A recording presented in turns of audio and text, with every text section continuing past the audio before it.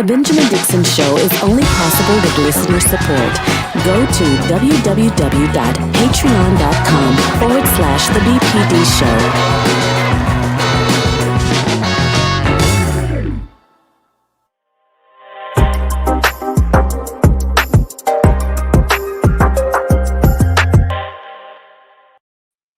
Good morning, good morning, good morning. Today is Monday. It is June 14th, 2021. Thanks so much for joining us. I wanted to start today's episode by thanking Georgia Fort on the Clock with Georgia Fort and Rebecca Zor and DJ Exclusive from Like It or Not for holding it down while I was getting some vocal rest. We have an exciting show today. Exciting in the sense that there are issues that we have to talk about. There are issues that we have to cover, and nobody does it better in terms of social justice and police accountability than Georgia Fort on the Clock. So let's begin there on the Clock with Georgia Fort.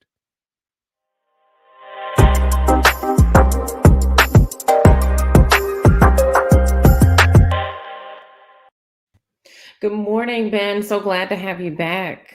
Good to be back. Good to be here. How have you been holding it down? Thank you so much for holding it down for us Friday. Oh, absolutely. I'm glad that you're able to rest your vocal cords. Happy to have you back, and really enjoyed watching Rebecca. She did an amazing job. Oh no, Rebecca held it down. She and James it's like they have an energy and a chemistry that I absolutely love. And so I'm going to try to lay low in today's episode, so make sure I don't mess up their vibe, because they got their own vibe going on.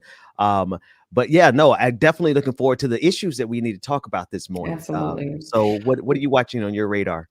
Well, there was some breaking news overnight. A woman was actually killed. She was at a protest protesting for Winston Smith, who was killed by a U.S. Marshal over a week ago. And this vehicle just plowed into the group of protesters. And so they were hoping that she was going to pull through, but it was announced this morning that she did not pull through. And it reminds me of what happened in Charlottesville. It kind of takes me back to that moment where you have a specific individual that's targeting protesters. And I'm seeing reports from mainstream media that are saying that they feel like maybe drugs and alcohol played a factor. But when you're hearing what happened, the accounts of eyewitnesses who were there on the ground, knowing that this vehicle revved up their engine and specifically targeted this group of protesters,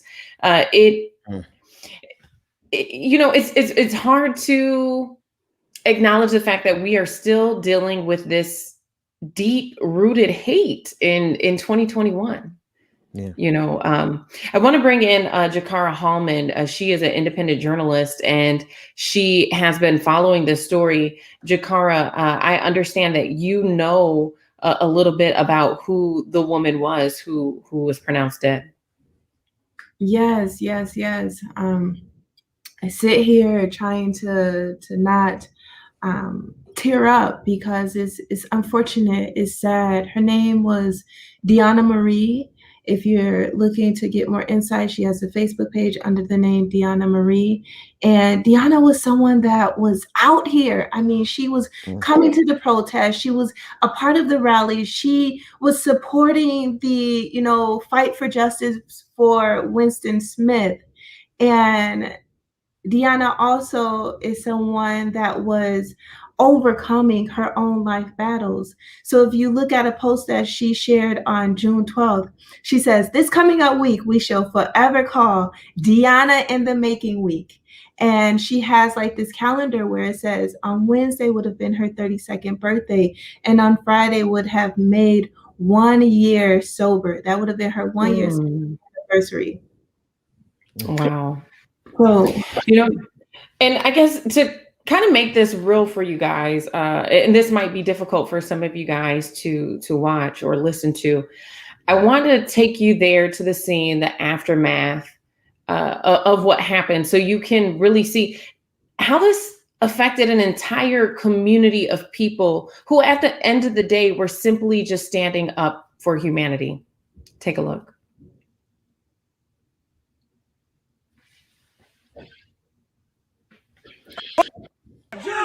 Hold him! When you see that, now you come with the gun. Hold up! Don't let go! Don't let go.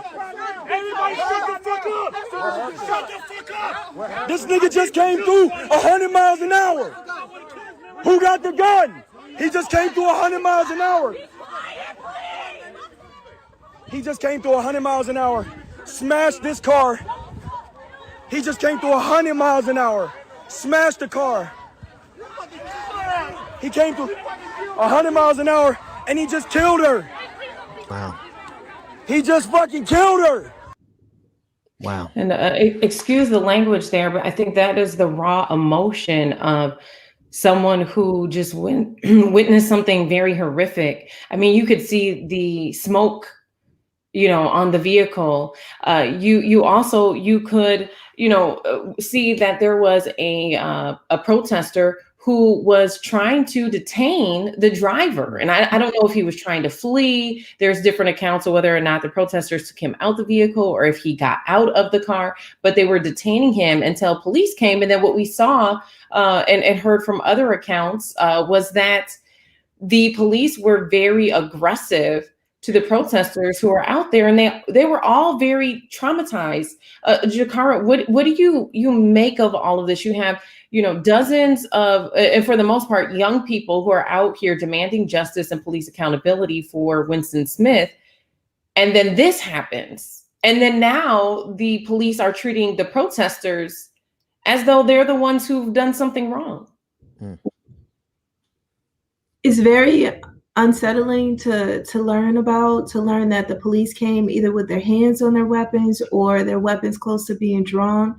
It's very unsettling to learn that there was actually in that space where she was killed, there was actually a larger crowd that was gathered as they were playing games at this time. They were playing red light, green light. They were playing games, just like entertaining themselves. And then this car come and harm a member of the community. And what you learn from just watching the footage is that everyone is kind of looking around too, trying to learn who else may have been injured. Because as I shared, there was a larger group that was gathered in that same space. So if you watch some of the independent journalist footage, you will learn that people are like, DJ was fairly close to where that incident took place. And for the officers to come in with such aggressive energy and tension and pushing the protesters back is just very unfortunate, because these protesters are now dealing with a just abundant amount of trauma, of grief, as they're trying to process and figure out these emotions that they're feeling, as well as learn of the incidents that took place. She was critically injured at first before she succumbed to these injuries and died. And one, Jakar, thank you so much for coming and speaking about this with us this morning. And Georgia, you mentioned at the top of this conversation that this reminded you of what happened in Charlottesville with Heather Heyer, how the white supremacist drove and plowed his car through the crowd. And we've seen this repeat itself over the last couple of years. We've seen it repeat itself with other protesters, but we've also seen police officers not drive as aggressively as this guy did last over the weekend. But they also, in New York last year, they were plowing through crowds. And it's something to say that we're at the stage of this conversation where we really could be debating over the right of drivers to plow through protesters that they disagree with. There's conversations about that, but then still how they just have this lack of humanity towards people that they politically disagree with. Jakar, could you talk about that? Because it takes a lot of dehumanization for you to go with the vehicle and plow through a crowd of protesters. One, because you don't like their politics, but then two, you're willing to kill somebody with a vehicle because you don't like what they stand for. Yes, it is heartbreaking. It is heartbreaking. And the fact that there are laws that have been passed in some states that protect these individuals, that protect them. Since 2020, there have been over 80 anti-protest bills, and one of them grants immunity to individuals that bring harm to protesters. saying that they unintentionally harm or get out of a scene. And so as someone that goes out into the community, as a activist myself, like I'm scared. I'm scared for myself. I'm scared for the members of my community because we don't know how this night is going to end, though we are just going out to fight and demand justice for these lives that are being taken by the hands of police, by the hands of brutality, and then to lose our lives in the process. It feels overwhelming because it's like, okay, you have a group of individuals who are standing up against the police officers, law enforcement agencies. Then you are standing up against these individuals who are trying to inflict harm upon you. And on top of that, what we're seeing now across the country in cities is an uptick in gun violence in our own community. And so we're seeking refuge and protection and some type of agency against law enforcement, against people who have deep-seated racism, against our own people. And so where do we go for peace and rest and restoration? And where are we protected? Is there a place in America where Black people can live without being in fear, without feeling like if I grab my cell phone, someone's going to think it's a gun? If I use my voice to stand up for other people, then all of a sudden now I'm a target for these hate groups. Like where do we get to go to speak up for our own humanity and our citizenship? Equal citizenship in this country ultimately is what's at the center of a lot of the things that people are advocating for. And so it feels very overwhelming, to see something like this happen, especially when you look at the case of Winston Smith, when this was a man, he was, from what we're hearing from the witness, and I'm not sure, David, if we have this clip, but Winston Smith was in a vehicle. He had just had a dinner date and was leaving when about 8 unmarked vehicles approached him with guns drawn. And the witness who was in the car with him said that he did not have a gun. And so his death was justified immediately when people falsely accused him of being a murder suspect, which has been disproven. And then people said that he had a gun. And at the end of the day, this witness is now contradicting that statement from law enforcement. Right. And so there was a small group of people who had been organizing to demand justice and transparency for this man who was also a comedian. Ben, I don't know if you've looked up his page, but him and one of his friends, they were building basically a YouTube channel for the comedy skits that they do. Hilarious brother, and so I'm curious, Ben, as a Black man, like how do you internalize these things, and how do we move forward from this? How do we keep advocating for equity, equality, without jeopardizing our lives? I don't know. A quick story. I was riding, my family and we were riding somewhere on Saturday, and my wife was driving, and we got pulled over. And just the amount of balancing act that you have to do, because you got to, one, keep yourself calm, then two, you got to make sure my babe was, she was calm, and I had to make sure the kids were calm, but at the same time, like, I'm trying to help her find her license in her purse, but I'm like, I can't move too suddenly, and I need to make sure that they can see my hand. So I'm balancing, like, how do I help her get her license, but what if they come from this side, and all these things are going through your mind. And I'm gonna be honest with you, I breathed a sigh of relief once I realized it was a Black police officer about my age. And it bore out that way. Like, he, we got a warning. It was like he was a part of our community. I bring that story up because, as much as I am for defunding the police, and in many cases abolishing the police, there is something to have a face there that understands how afraid you are because of how the system has been doing us all these years. And so I'm not saying that representation is the solution. I'm just glad that there was a black man in that cop car that day that pulled us over. Yeah, and so this right here, this is Winston Smith and one of those skits that he was doing with his friends. It was so funny in the skit here. He's talking about how he got his PPP loan and used it to buy this Oscar Mayer wiener truck. 2.1 million views. And it's interesting because I feel like not a lot of people are really standing up for him in the same way that we saw folks stand up for George Floyd.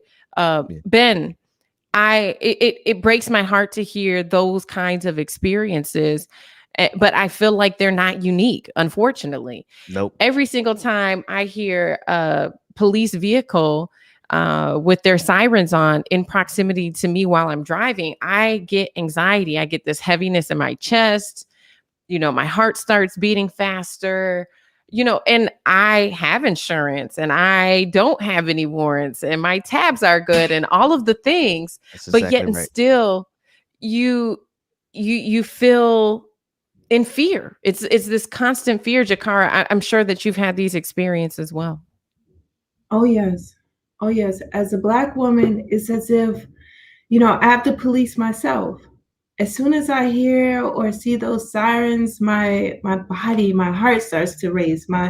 I just get sweaty. My palms get sweaty because I'm like, are they pulling me over because I did something wrong? Or is it simply because I'm a Black woman? But at the same time, I know that once they approach my window, I have to make sure that whatever I'm feeling or however my day was, that's behind me. And now I have to present with, yes, sir. No, no, sir. Yes, ma'am. I understand. And it's this shape shifting because at the end of the day, I want to return home. And so I have to do everything not to alarm them, not to upset them so that they don't, reach for their gun. And it's scary. And it's BS at the end of the day because they can treat me harshly, pull me out the car, press me against the car and handle me in any type of way that they see fit.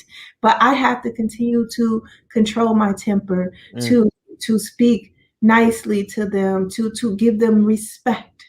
And sometimes that respect that we give them still do not result in us returning home, such as the case of Philando Castile, who, was killed live in front of a child in the back seat.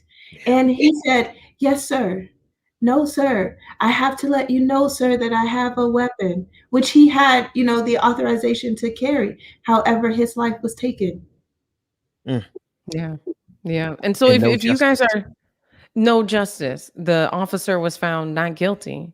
His family received a civil settlement, which is interesting how those two pieces play together, that you can get a civil settlement and the city can be held responsible in that capacity, but no criminal justice. But I'll digress from that point. I was going to say, for those who are just joining us, we are discussing some breaking news that came through overnight. A woman was killed after being out at a protest in a car driving through the group of protesters. That individual was detained by protesters until officers arrived, at which time he was taken into custody. And so we're learning more details about this, but this isn't an isolated incident. We've seen this happen before. And unfortunately, I hate to say it, until something systematically changes, we're probably going to see it happen again. Yeah. And so that's the thing of seeing protesters out there. I know some folks, they're like, oh, we're so tired of protesting, doesn't do anything. What we've seen incremental change from protesters going out and demanding transparency. That's oftentimes why body camera footage is released so quickly. And so it does help. But when do we get to a point where there's no reason to go out there? To your point, Jakara, with Philando Castile, like, still to this day, we saw that happen on live. Unlike George Floyd, that officer wasn't found responsible, right?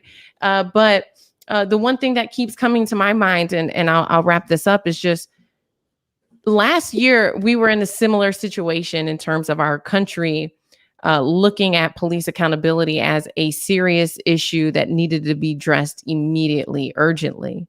And now here we are a year later, we're dealing with similar situations, and everybody has just kind of went back to normal. You know, we saw all these think about all the corporate statements that came out last year in solidarity with George Floyd. I haven't seen one corporation make a statement about Winston Smith, or for that matter, Dante Wright. Yeah. Do you think it's because we have been so desensitized? Not just when I say we, I mean collectively. What we saw happen to George Floyd was barbaric. And I'm afraid that because we all suffered that trauma collectively together, we absorbed it, we watched it, we rewatched it, we dissected it. I'm afraid that we just don't have the bandwidth to be shocked even more because we've been so numbed and desensitized to it. Jakar, I would really, what do you think about that effect, that we're so vigilant that the side effect is like we kind of get numb, and it's almost like there has to be a level of escalation from the police for us to see even how barbaric they've been all along. Yes. When I hear news of another killing, my first thought is, again? What, I was just telling Georgia, it just seems like I'm constantly showing up and we're constantly coming to this place and it's just almost the same thing every time, just maybe a different scene and now a new name that we cry. And it's unfortunate. And we are calling, seeking, demanding, asking, crying for our police, for our government, for our nation to show up and put their actions where their mouth is, to walk it like they talk it, and to make some change happen so that this doesn't continue to happen. Put some insurance on these officers so that, they know that like our lives matter and that they don't continue to take us and lynch us in daylight without any remorse, without any consequence. It's really unsettling and it's really unfortunate. Wow. And I think about that too, about people being desensitized. And I ask myself sometimes too, being out and covering things and being exposed to a lot of trauma, how does it really affect you? But on the other hand, as Black people, we can't afford to be desensitized. We can't afford to turn the other cheek and act like this stuff isn't happening because we don't feel like we have the bandwidth. We don't have that privilege. We have to face this head on, because the next time we could be the hashtag. The next time our dad, our brother, our uncle, our sons could be the hashtag. And so it is something that, while these conversations are extremely challenging to have, and you see that mainstream media only has them when they are barbaric, right?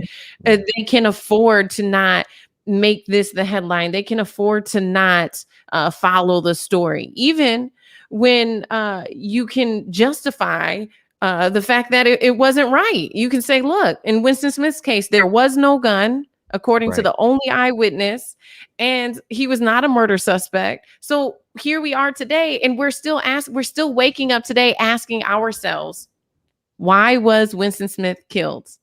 Why? We're almost 2 weeks past when he was killed. Why the person who killed him was not named? Why are there no charges brought against that person? Why? Why is no one talking about this story? And then why was a woman just killed last night for being out and asking these questions and demanding answers to those questions, when everyone else is on to the next page, they're on to the next story, they want to cover this up because what? They don't have capacity to deal with another police killing? And so it feels like this is a case, and I think the reason why I keep showing up every day to shine light on it is because I recognize other people are not. And when you look at the facts of this case, it doesn't seem right. Oh no, it it doesn't seem right. And Georgia, you said so much that's so important. I'm reminded of the Jon Stewart quote. He said, if you're tired of talking about racism, imagine how tired Black people are living with it.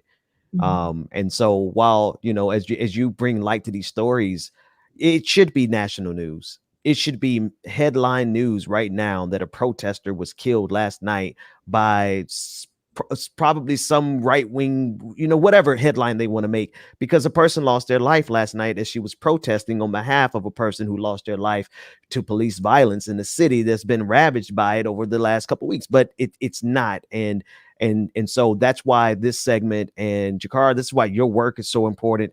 So I wanted to thank you so much for coming on, and Georgia, thank you for continuously bringing light to these stories. Absolutely. Thank you, Ben. Have a wonderful day.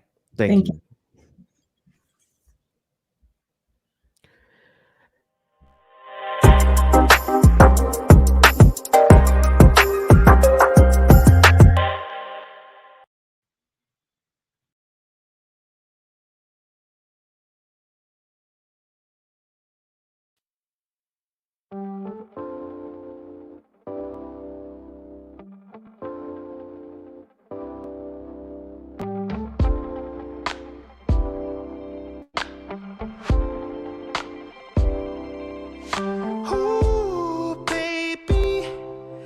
Like the world is on a side. Good morning, everyone. Stay tuned. Like it or not, is coming up. Tonight. And ooh, baby, when we're together, you and I, your touch sends chills down my spine. Alright, I got a brand new love. Good morning, good morning, good morning, everyone. Make sure that you come on in, get your coffee, get your tea, whatever it is you need. Get situated, get settled, y'all. Like it or not, it's coming up next.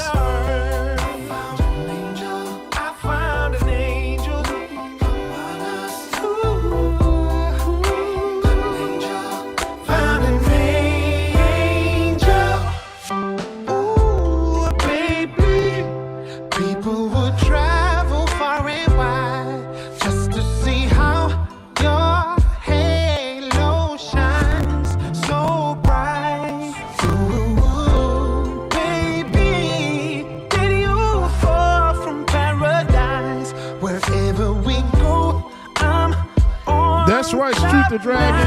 Make sure that y'all hit that like button, y'all. Come on in, get situated, get settled, hit that like button. It's Like It or Not, your boy DJ Exclusive. Good morning, good morning. To a new level, it's 700.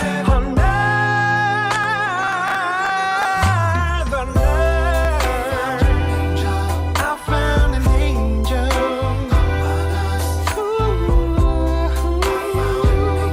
found my angel. Come on. I found my angel.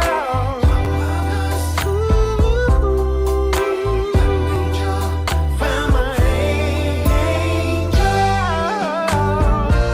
I got a brand new love. You take me away, girl, to a new level. It's 700.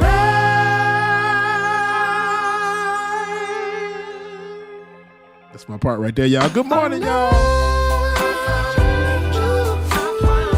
Seven Sweetheart, good morning, everyone. I found an angel. I found my angel.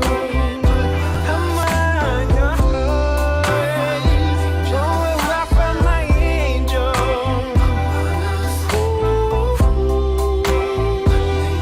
I found an angel.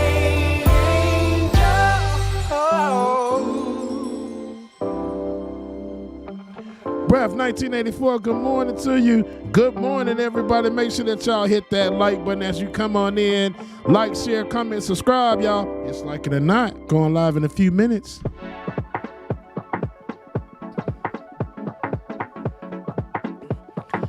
Now we got the angels out the way. Let's get our groove on real quick. Get lost. Pour it down, just pour it down. You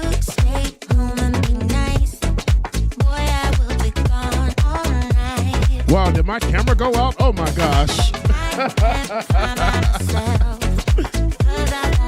All right, y'all, give me 1 second.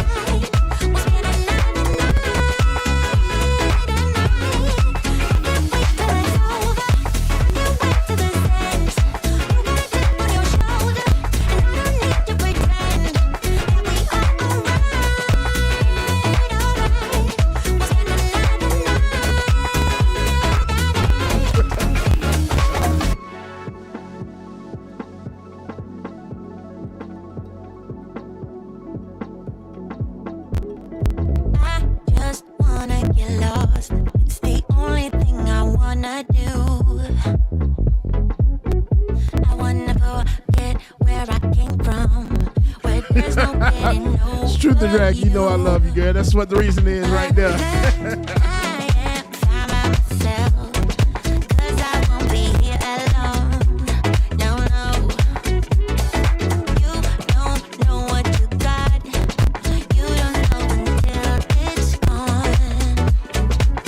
Shout out brother Dwayne for sending us a new headphones, man. Woo, these things are good. Sometimes they hurt. I stay high when bullets fly.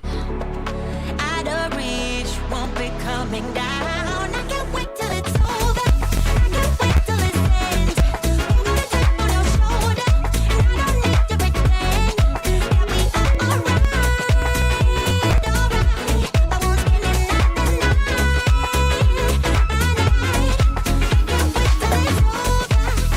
won't spend another night.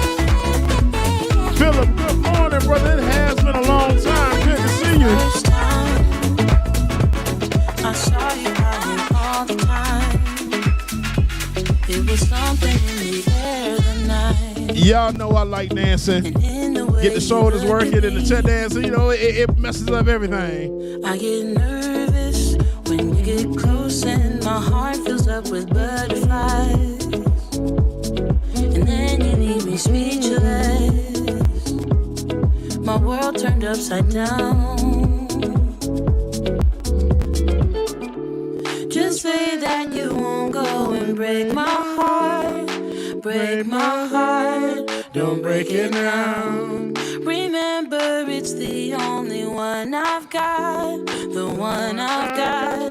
Don't break my heart. Don't break my heart. Don't break my heart. Don't break my heart.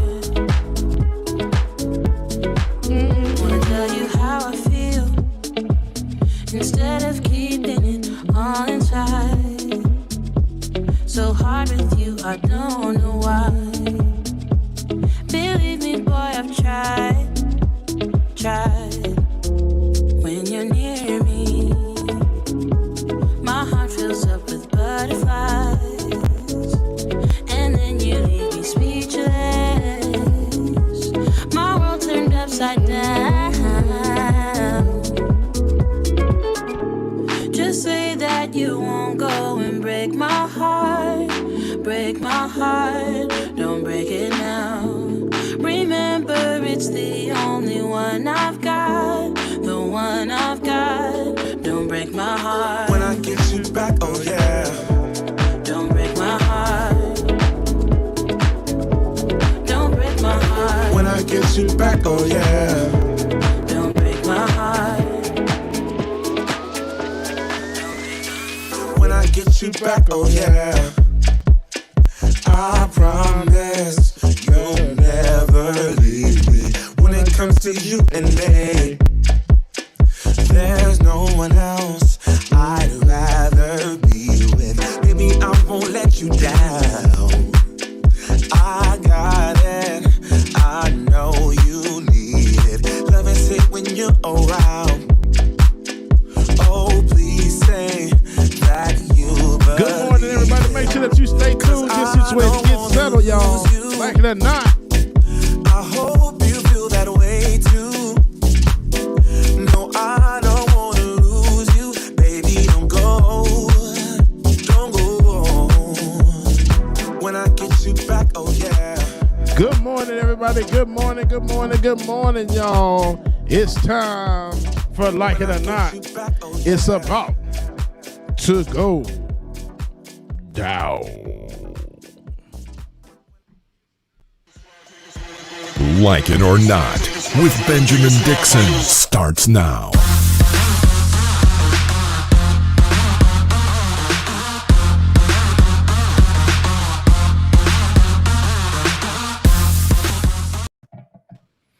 Good morning, good morning, good morning, everyone. Good morning. Good morning. Oh my.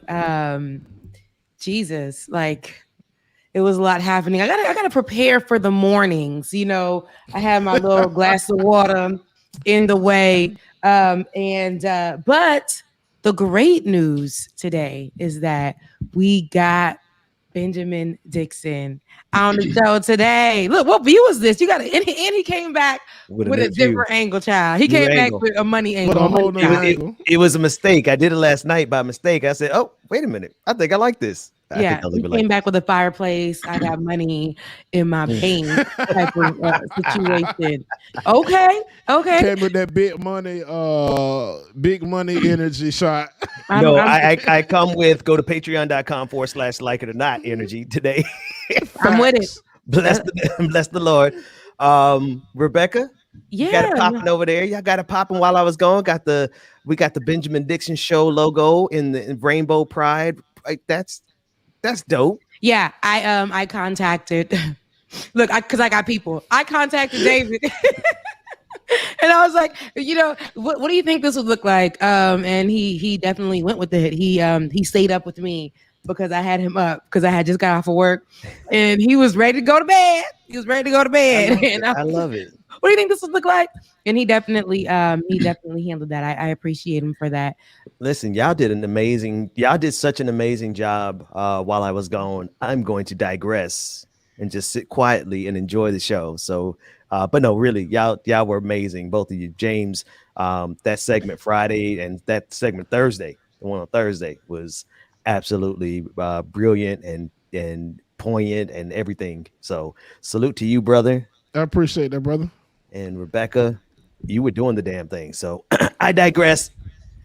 He's just saying he gonna sit here and enjoy the show. But he's not though. So we'll just let him say what he says. And definitely when it comes time for the Benjamin Dixon moment, because Rebecca doesn't know it all, Benjamin Dixon will definitely step in.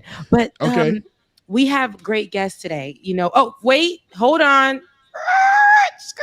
It is Monday, and we did not do our interjection. We're not missing out on that. Okay, so it's Monday, June. What is this? 14th. My package is coming in the mail, but it's June 14th, and I would like to say good morning. Good morning, like you said, Bubba. Good morning. Good morning. Good morning. Welcome to Like It or Not, where we're free to tell the truth. Right, you're right, Bubba. Because Ben was supposed to say it first, so I just said it, and it just. So welcome to Like It or Not, where we're free to tell the truth. James, you got it. And not care. Who doesn't like it? You're right. James is being inclusive. James is being very inclusive. And Ben is acting like he don't live here. Ben is acting like he don't know. He don't got the keys to the door. Ben is acting like. No, honestly, y'all know I'm only smart in politics, right? Can we agree there? Like, I'm missing a whole lot of common sense. Okay, I don't have a lot of stuff.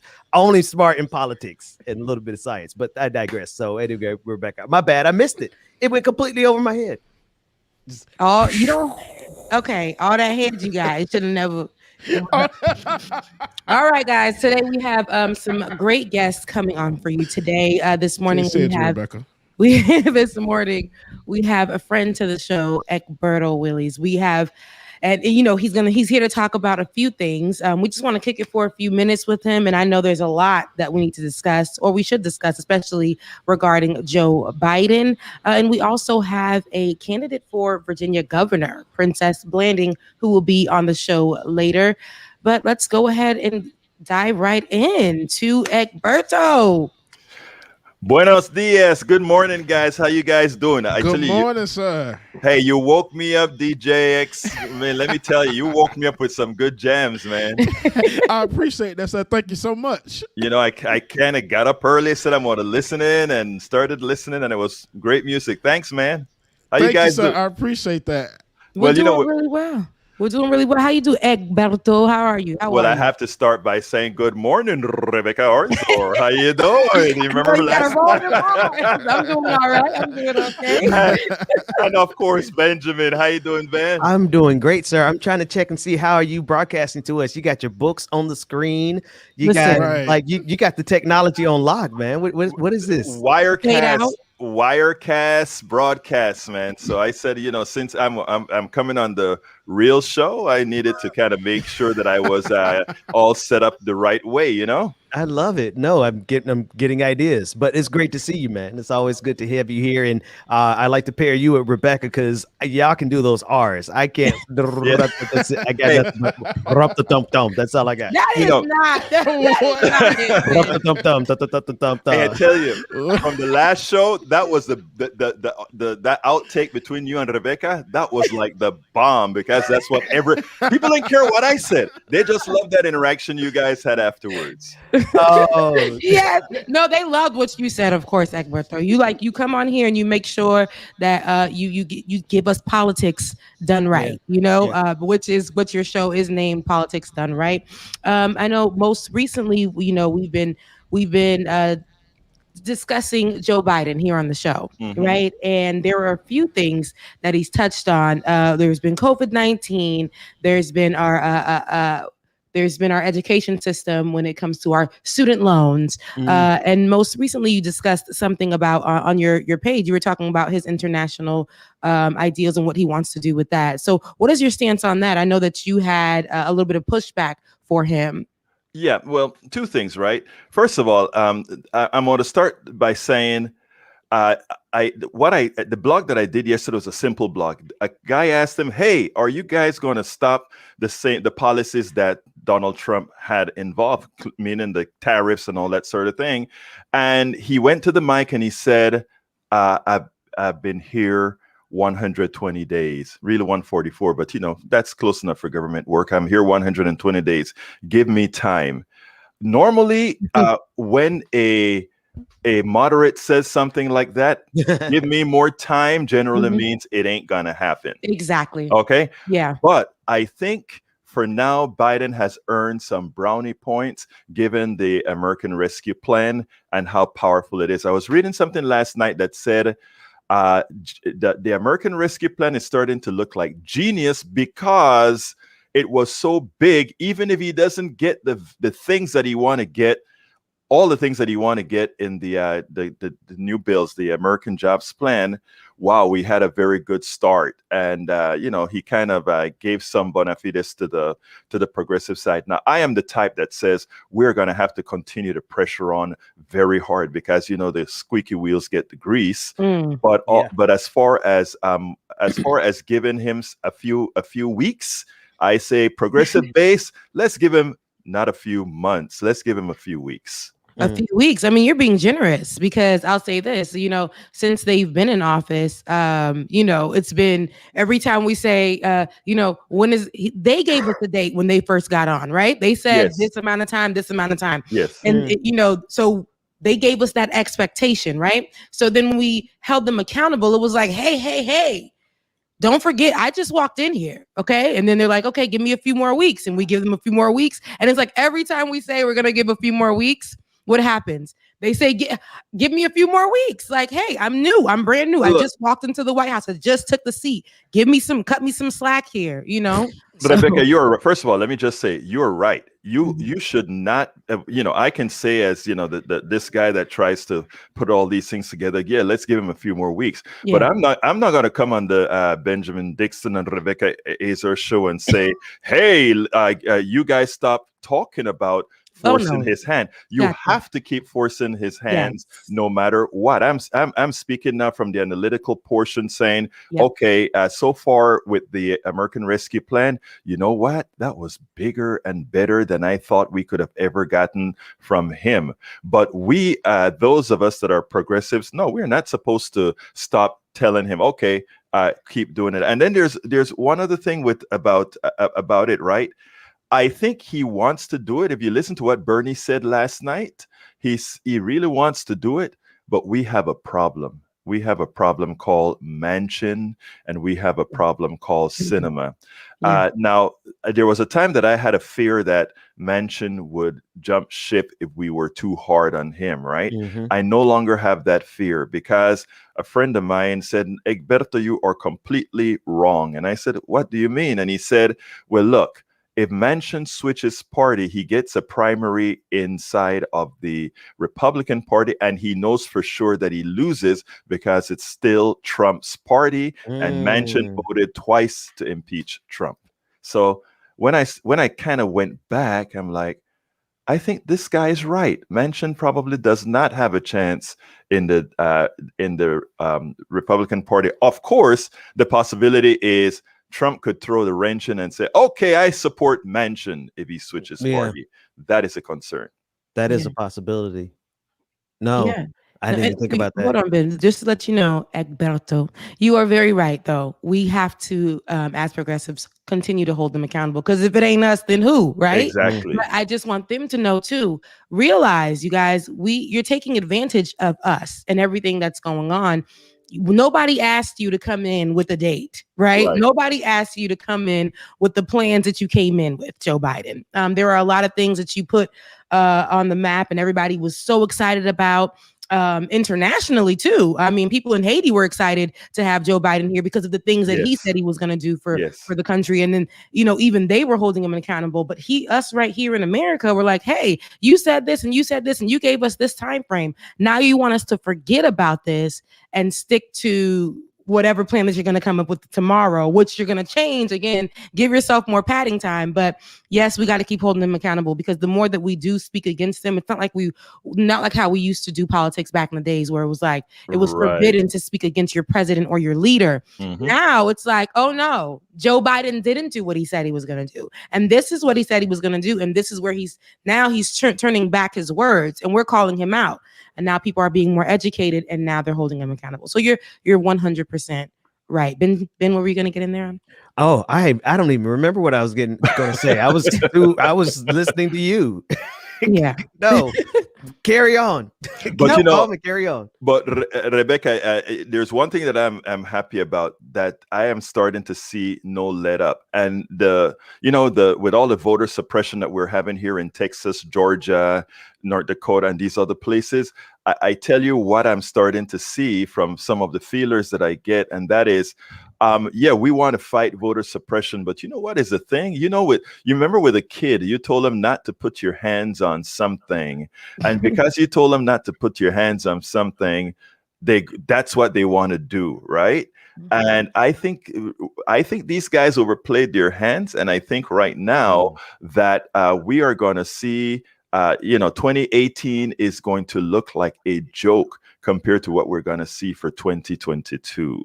And what I think progressives have to do is make sure to get our candidates in, because we need to make sure that Joe Manchin and Sinema are not the people that we have to the lowest common denominator, which is Republican policy. We need to have people who are going to be there pushing our policies, and there are a lot of those out there now, a lot of them out there. And I think as long as we start supporting those and bringing those in, we're going to be okay. We're not going to be okay maybe by 2022, but we're going to be okay if we step up and do what we need to do. Ben? Nah, I. That's it. That's that on that. Well, speaking of Joe Manchin, though, we have AOC who recently spoke out, slamming the filibuster, right? And she was calling out Joe Manchin and speaking directly to him and being somebody in the Democratic Party. I mean, like what we were just talking about, it's going to be up to us to call out these people, especially when you're sharing the space with these people and, you know, you have the opportunity to speak against them and not be afraid. And this is what AOC recently did. Let's take a look. Well, no, Democrats have 3 votes to spare in the House. So if the White House comes to you, if Democratic leaders come to you and say, this is the best you're going to get right now, would you and fellow progressives still say no to this? Well, I think the thing is that this isn't the best that we can get. And I do think that we need to talk about the elephant in the room, which is Senate Democrats, which are blocking crucial items in a Democratic agenda for I think, for reasons that I don't think hold a lot of water. And for folks saying, okay, you know, where are you going to get these 50 votes? I think we really need to start asking some of these Democratic senators where they plan on getting 60 votes. These 10 Republican senators, that there's a theory that we're going to get support for that out there. I think is a claim that doesn't really hold water, particularly when we can't even get 10 senators to support a January 6th commission. Yeah, no, I hear and you so I generally think that the argument that we... But on this particular bill, they have 5. And, you know, my understanding is that it is possible, if everything comes together, they could get 10. So just on infrastructure. Mm-hmm. Yeah, well, I think then the question that we have to make is that there's a fork in the road, which is, do we settle for much less and an infrastructure package that has been largely designed by Republicans in order to get 60 votes? Or can we really transform this country, create millions of union jobs, revamp our power grid, get people's bridges fixed and schools rebuilt with 51 or 50 Democratic votes? And I think the argument that we need to make here is that it's worth going it alone if we can do more for working people in this country.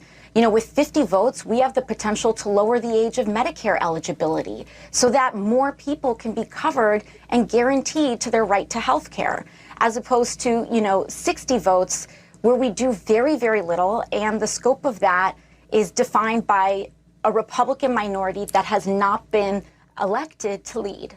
So I think that's very important, what she said, right? It's like she said, let's go in alone. We don't want to add on the people like the Joe Mancins and the Kirsten Sinemas and everyone else who's following them, who claim to be in the Democratic Party and for the people. We don't want to add them on anymore, because when we do, it's problematic. They're the ones that hold the party back from doing what needs to be done for people, right? From getting the people what they need, whether that's Medicare for all or any other, ideas and, things that they want to put in place that benefit people instead of bring us more apart. And that is what the Kirsten Sinemas and the Joe Mancins are put in place to do, because they say they represent something that's supposed to represent what AOC represents, right? Yet they have these ideals and these ways that benefit the Republican Party. So what she's saying to me is really on point. What's your take on it, Ecberto? You know, Rebecca, let me tell you what I am very concerned about. Narrative. We have all the numbers in favor of progressives right now. If you do all the polls for the voting, the S1 bill, the voting bill, 70% support, including inside of West Virginia. If we take a look at Medicare for all, 65% support. If we take a look at family leave, all these things have true bipartisan support, right? Mm-hmm. So the one part of when I saw AOC and I was watching her on CNN, I was in the screen pulling strings saying, please say this, please say this, please say this. Please say that most Americans support what we want.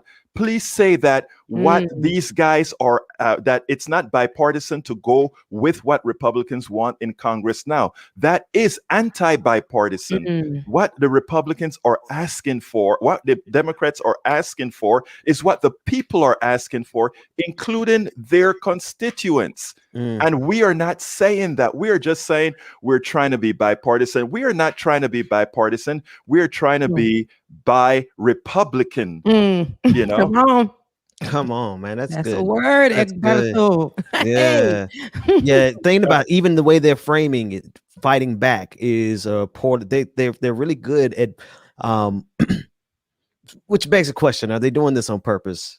Oh my God, Ben, why did you say that? Because I actually said that when we talk about the establishment, many times we talk about the establishment Democrats and the establishment Republicans. There's no establishment Democrats and their establishment Republicans. There is the left, there's the establishment, and then there's the right. Yeah. That is what we have in this country, and they protect each other. In other words, the establishment Democrats protect the establishment Republicans. And what we have to start doing is pointing that out, because we have to peel, in my opinion, that is, we have to peel off the marginal establishment Democrats onto our side and the marginal Republican.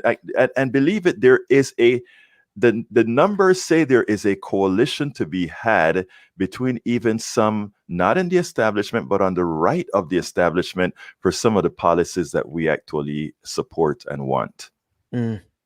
So it's not as though some of the people who are on the left have the wrong diagnosis. It is one party. Yes. Right. Yes. But the solutions that they're offering aren't really the solutions to fixing this. Like, let's just, forcing the vote would not fix the problem that we have right now. That is not only a barrier to 15 an hour, it's a barrier to Medicare for all. It's a barrier to voting rights. So what is the strategy? How do we actually get something done, Ecberto? Well, I think what happens is that the play has always been the left will come along, and for the people on the right will come along. I think we're going to have to feel some short-term pain. I think we got enough policy to get some of us over the hump. I was on a program and I told the person, I don't remember exactly which one, and I said, there are people that are doing so bad. The reason why they don't vote is because they say, whenever we vote, yes, we support that bulk of the people in the middle, but in reality, things are always bad for us. So whether it's the left or the right in control, it doesn't matter. So I think in the short term, we may need to feel some pain. In other words, say, no, we're simply not going to go for it. And then enough of us, like your program, and look, we're not going to get the mainstream media, but guess what we have? We have your show. We have many others like that. I think in the long run, we're going to have to establish a cohesive coalition that puts out a message, so that if you're listening to the Benjamin Dixon Show, if you're listening to Politics Done Right, if you're listening to TYT, if you're listening to all these other platforms, you're hearing the same. You're hearing the same message, and that message being 2022 will determine the future of this country, because finally we're going to have people who are representative of the policies we want. I mean, we're not going to put it in a corny way that I said it. I mean, I'm pretty sure Rebecca and you can do a much better job. It wasn't corny. What you're saying is right on point. It doesn't need to be padded. It doesn't need to be extra, but that is a point that people need to understand, that 2022 is just tomorrow. Right. And we need to really realize and hone in on who is going to take these seats. Like, it's a very important time for us to really look at who our leaders are and who we can get out of here and who we can replace them with. Can I say one thing? Because, and I think this is important, right? If Biden, if we run away from making a deal because we said it's just not good enough, the mainstream media is going to spin it as a loss, and that for some reason then Republicans who wanted less should take over. I think that is a message we have to be prepared to go ahead and go against. No, it failed because those on the right didn't want policies for people, and then we go out and tell them what policies we're providing to them that's going to help them bread and butter around that table and for jobs. But Ecberto, this is the same game we've been playing with these fools for the last, since the inception of this country. Yes. Right. There've always been poor white people who should have had more in common with black folks than they ever had with the rich, with their aristocracy class. Right. But they are more determined to hang on to their racism than they are having any real solidarity with black, because the policies that they don't want are policies that are going to help black people. And this is why they fight so hard against critical race theory. It's why they fight so hard against, they're going to fight doubly hard against Medicare for all. It's not just because they're against the idea of privatized healthcare, but deeply rooted in this country. They don't want to do anything for black folks here. The thing about it is we make, there's a economist, and this is going to come over wrong to some of my black brothers and sisters, but this economist said the white is the new black. And when he said that, it raised a hell of a lot of hell, right? Because how dare you put these poor white people in this, going through the same pains that black folk has gone through. I mean, there's some issues that with the statement, but I tell you what, I treat racism as a disease, because it is. I treat it as an illness, right? And in treating it as an illness, Ben, sometimes chemotherapy works and sometimes chemotherapy doesn't work.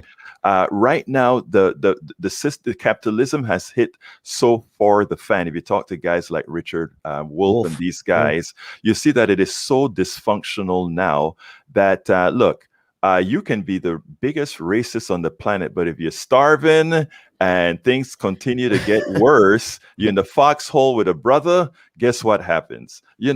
So I am, like I tell people, I'm not trying, like I live in a very red area. I'm not trying to get people, and where there are quite a few racists as well. I'm not trying to get you to love me.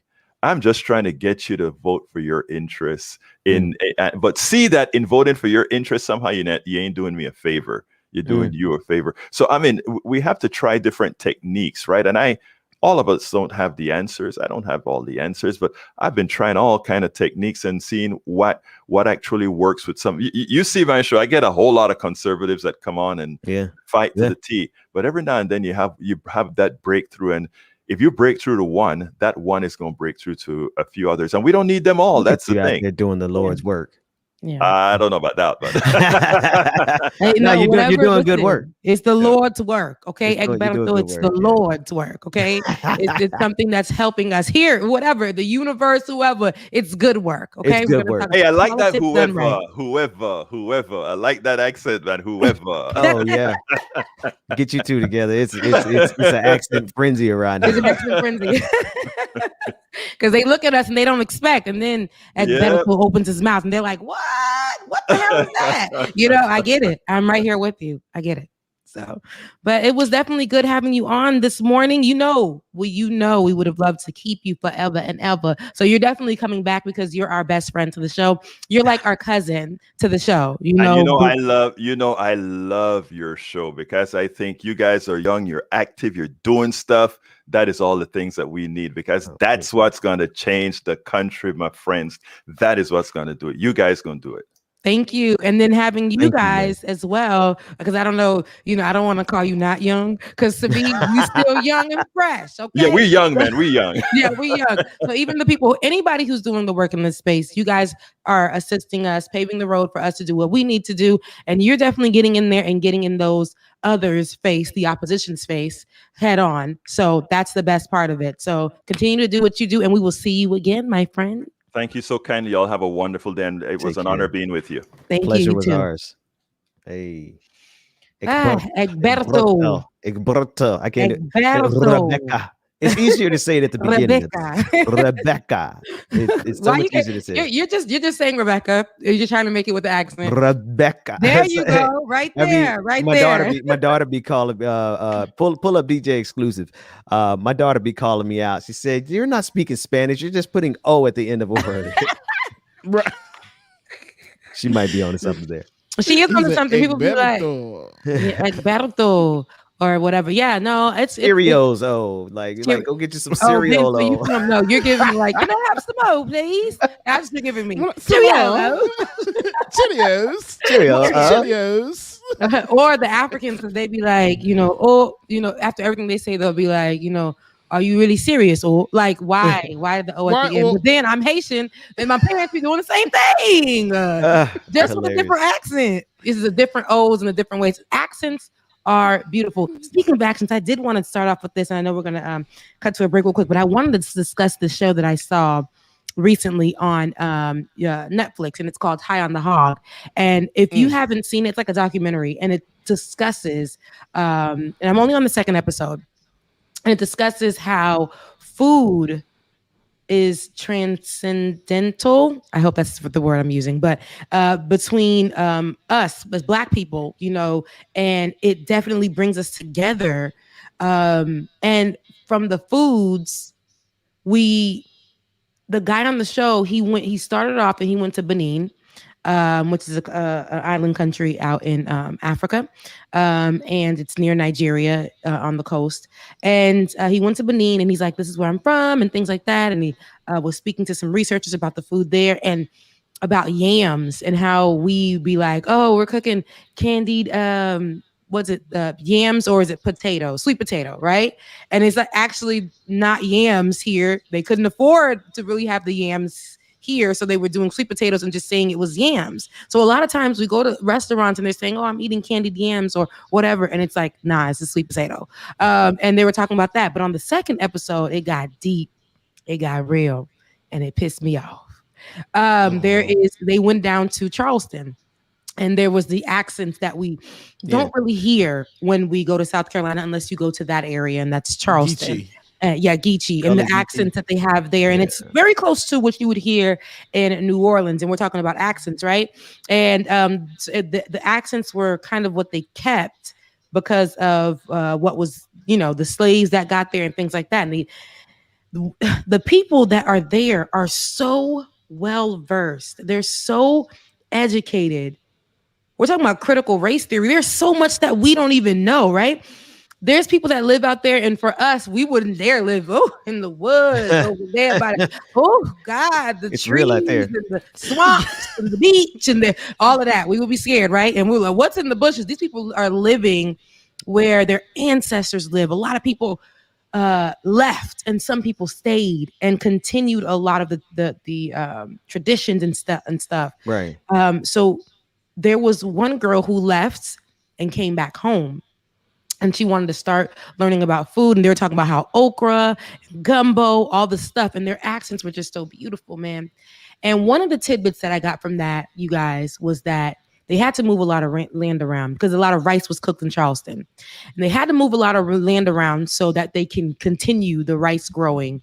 And they said that they moved so much land around. And it was the Black folks that did it, the slaves that did it. They moved so much land around. It was so much more land than they did to make the pyramids, y'all. The pyramids. These slaves got there, and because the area looked a lot like some places in Africa, they thought it was a cruel joke that they dropped them off over here in this beachy, watery land, and they thought they just put them somewhere else. They're back home. But that's why a lot of people took to that area in Charleston, and it has this really deep, profound historical memories and everything. And people that stayed want to save the food and the culture but here go white folks. Of course. Here go white folks. There is an area where a young woman came back from where she was from, and she said that she wanted to start learning about her history there. And her grandfather was teaching her about the Greens and stuff, and their whole culture, her whole family comes from there. She has grandfathers, uncles, down the street, right? And she came back and she was wanting to teach people about the foods there. So she would do like this thing, an event every other night or weekly where everybody would come together as family, or people in the area, and they would just eat a meal and discuss the meal and how it made them feel.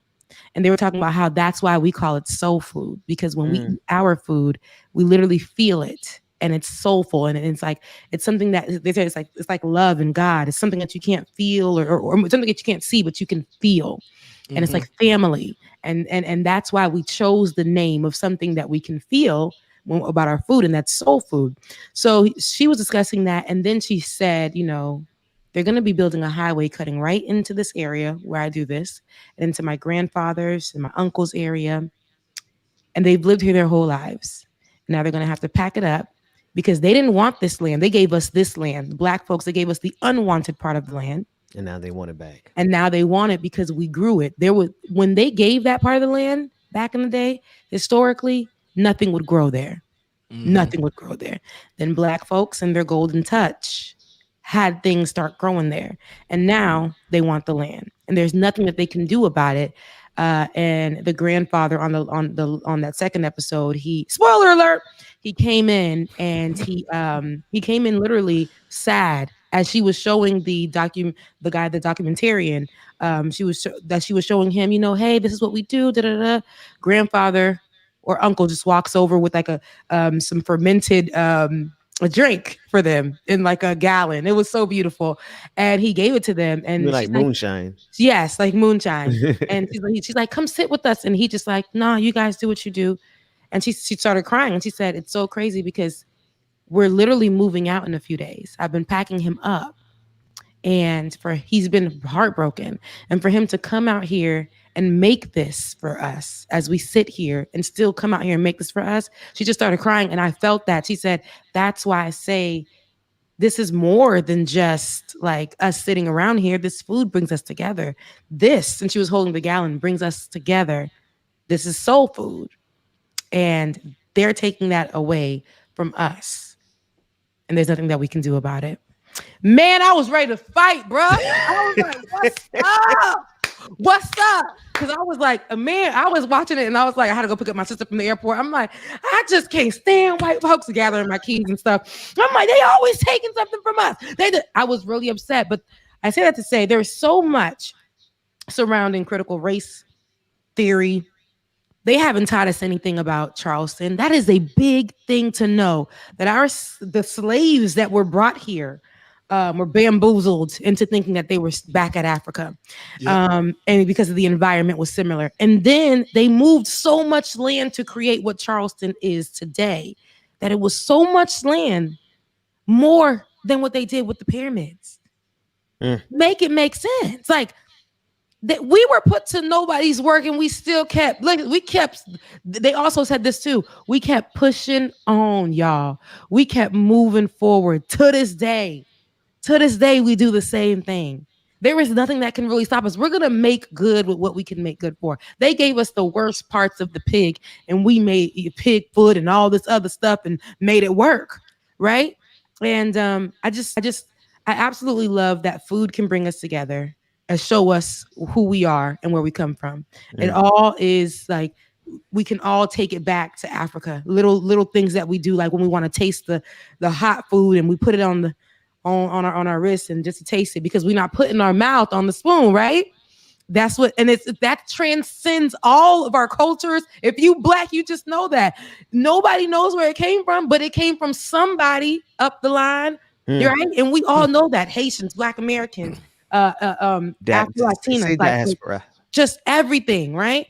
I love it so much. So critical race theory is a thing. We need to start teaching our children what's up.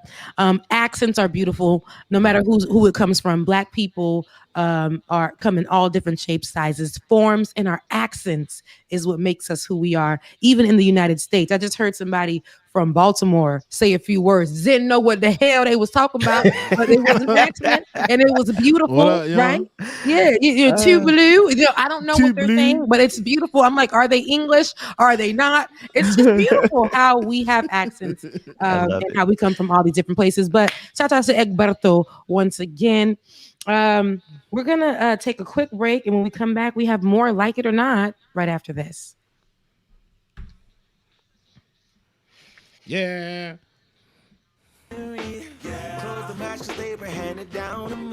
But I'm still fly, I know. Good morning again, everybody. Good morning, Mama, Daddy. Love y'all, man. Good to see everybody this morning. While we got a little time, we'll go ahead and get these pictures and spread off. Close to make a man, but that poison's gonna kill you.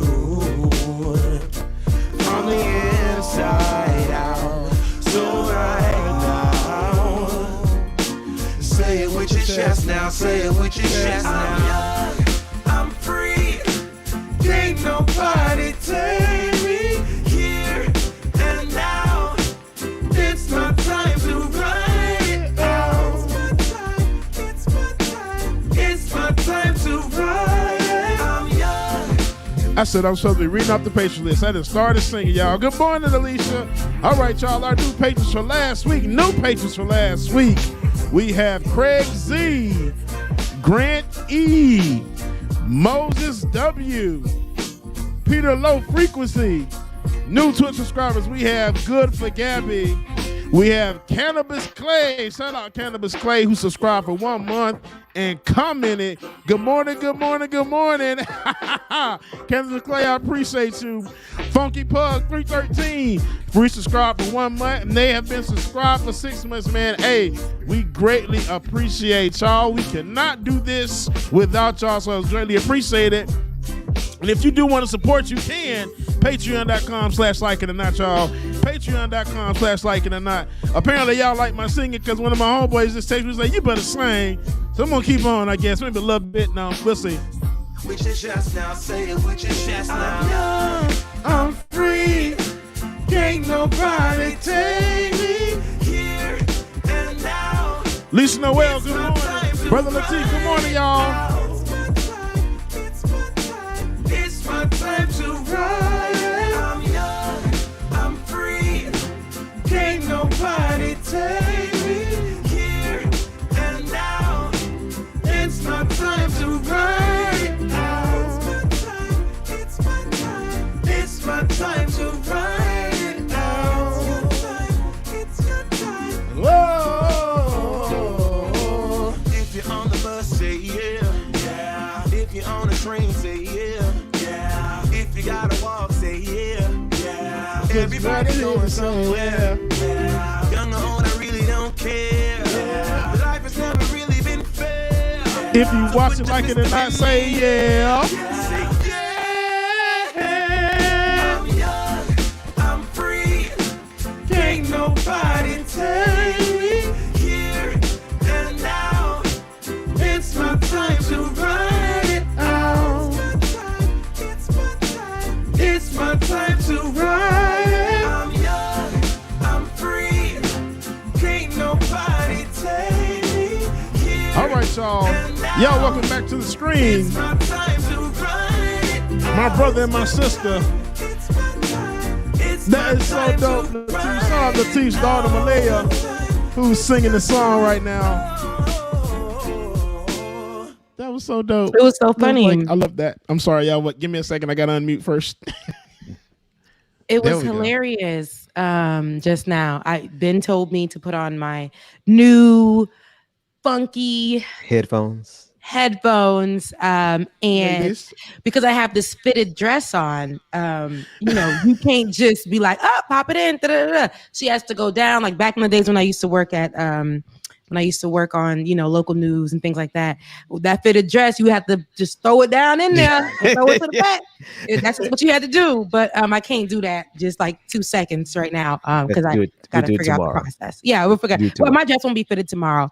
Praise God for Jesus. But we do have another guest for this morning, and she is here. It's Princess Blanding, candidate for Virginia governor. Mm. There she is. How are you this morning, Miss Princess? Good morning. Thank you all for having me. I'm well. Great. Now, okay. So let's get right into it. There is, let people know who you are. You're running for a Virginia candidate for governor, but you're running for you're running as an independent, and you're running under the Liberation Party. Could you let us know who you are and about the Independent and Liberation Party? Sure.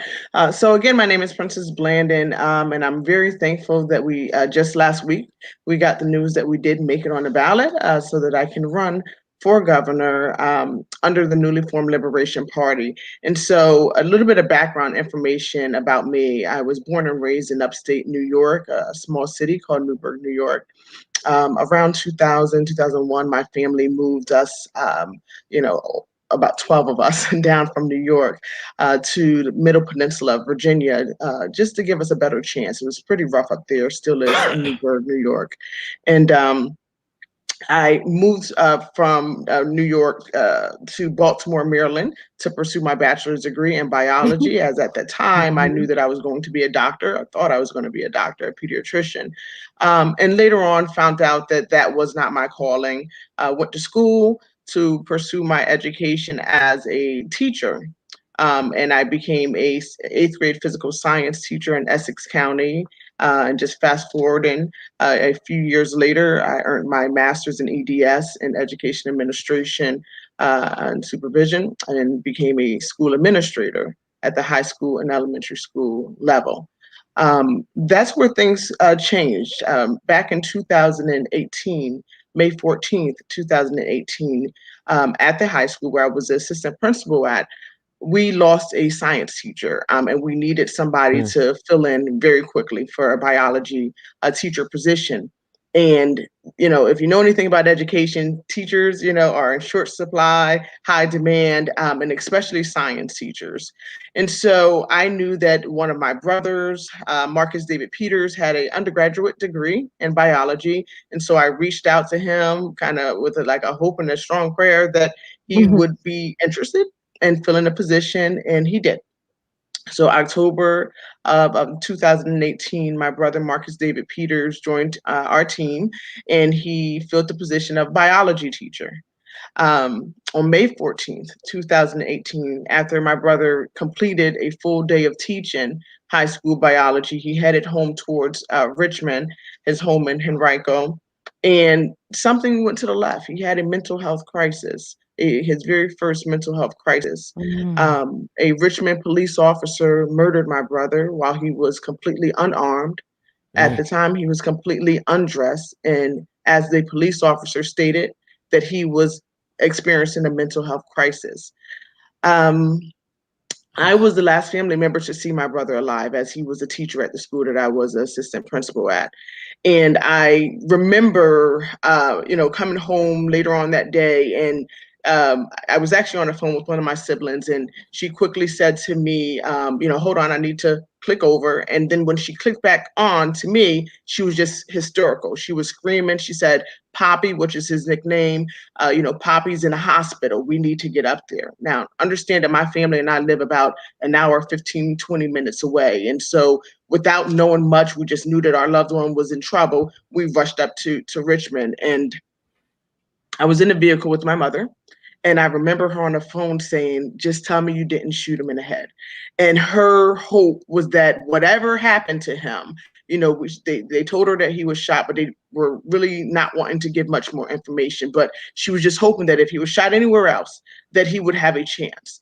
And they finally told her that he was shot in his abdomen. Fast forward, my brother, he did not make it.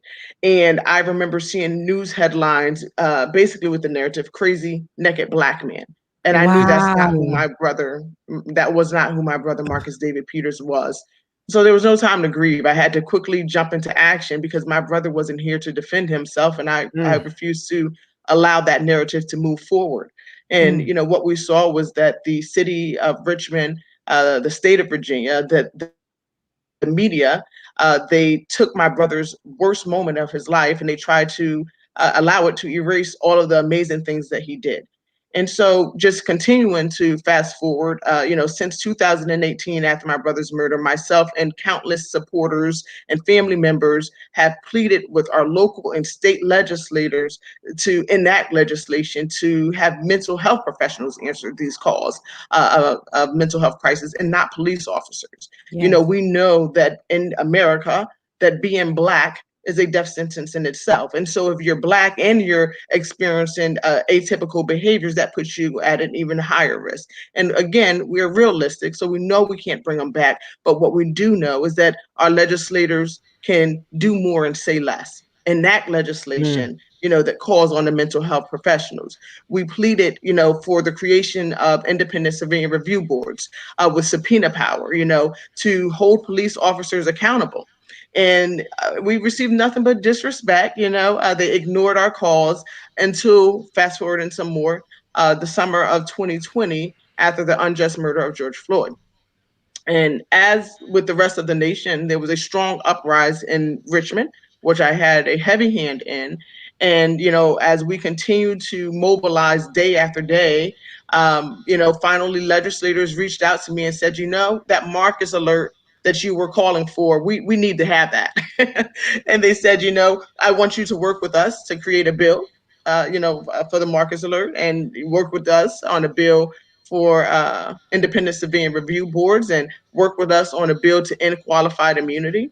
And what we essentially saw was that our legislators, it was very performative. It was definitely performative, because they waited until things got out of control, and fear, pricked them before they said, oh, let's work on these things. But what we ended up getting was weak, watered down legislation, or they killed the bills altogether, and it was those moments, that myself and so many others said, what, it's time for the rise of a strong independent party, because we can't keep doing the same thing and expect different results.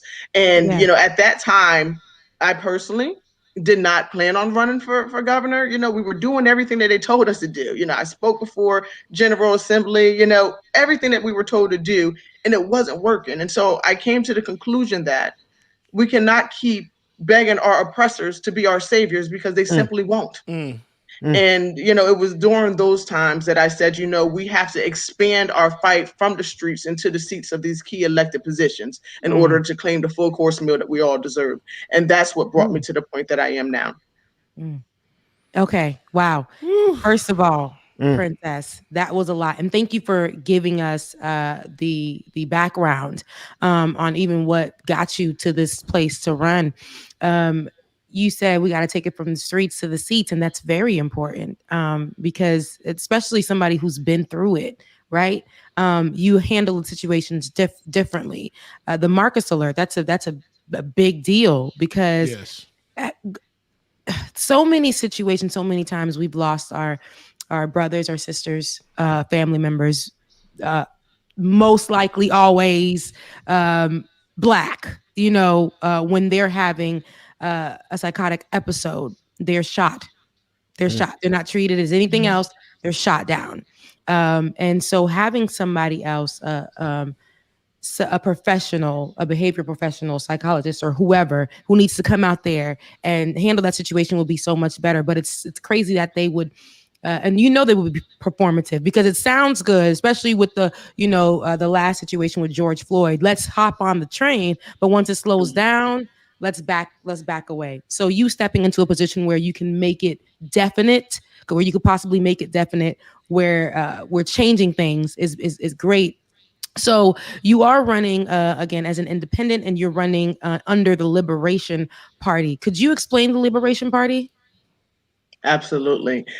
So in a nutshell, as the chair of the Liberation Party, as the first candidate running under the Liberation Party, we are strong believers that liberation is a human right, not a privilege, and that must be reflected in our legislation.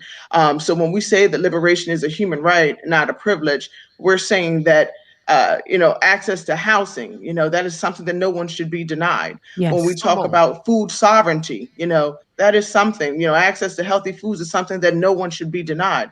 When we talk about healthcare, and Medicare for all, that is something that no one should be denied.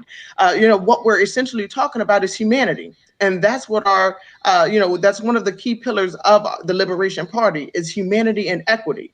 We are basically fighting for our basic needs to be met. If you heard anything that I just said, that's at the bottom, of Maslow's hierarchies of needs. And it's very, it's concerning, it's problemsome that we have to fight for just our mere existence. There is a clear divide, there always has been, between the haves and the have-nots. And what we see is that this two-party system continuously throws us crumbs, and we deserve, and we are here to claim the full course meal. And so, again, what I saw working with a lot of these legislators is that they continuously put politics and profit over the needs of people. Looking just around the primary time, we had two other Black females who were running very heavily on being the first Black woman, which that is not at the forefront of my campaign. You can look at me and tell that I am a Black woman, right? However, they pushed very hard for being the first Black woman and spoke very negatively about Terry McAuliffe, who was a former governor and who won the primaries. And within less than 24 hours of him winning, they are now Team Terry McAuliffe, and you hear nothing else about a Black woman needed to be governor. So again, the contradictions and the hypocrisy, and them playing on the intellect of the voices of the unheard, I will not sit silently on. And we, the people, have a lot of power, and we will continue to enlighten, empower, and mobilize people beyond the boundaries of the Commonwealth.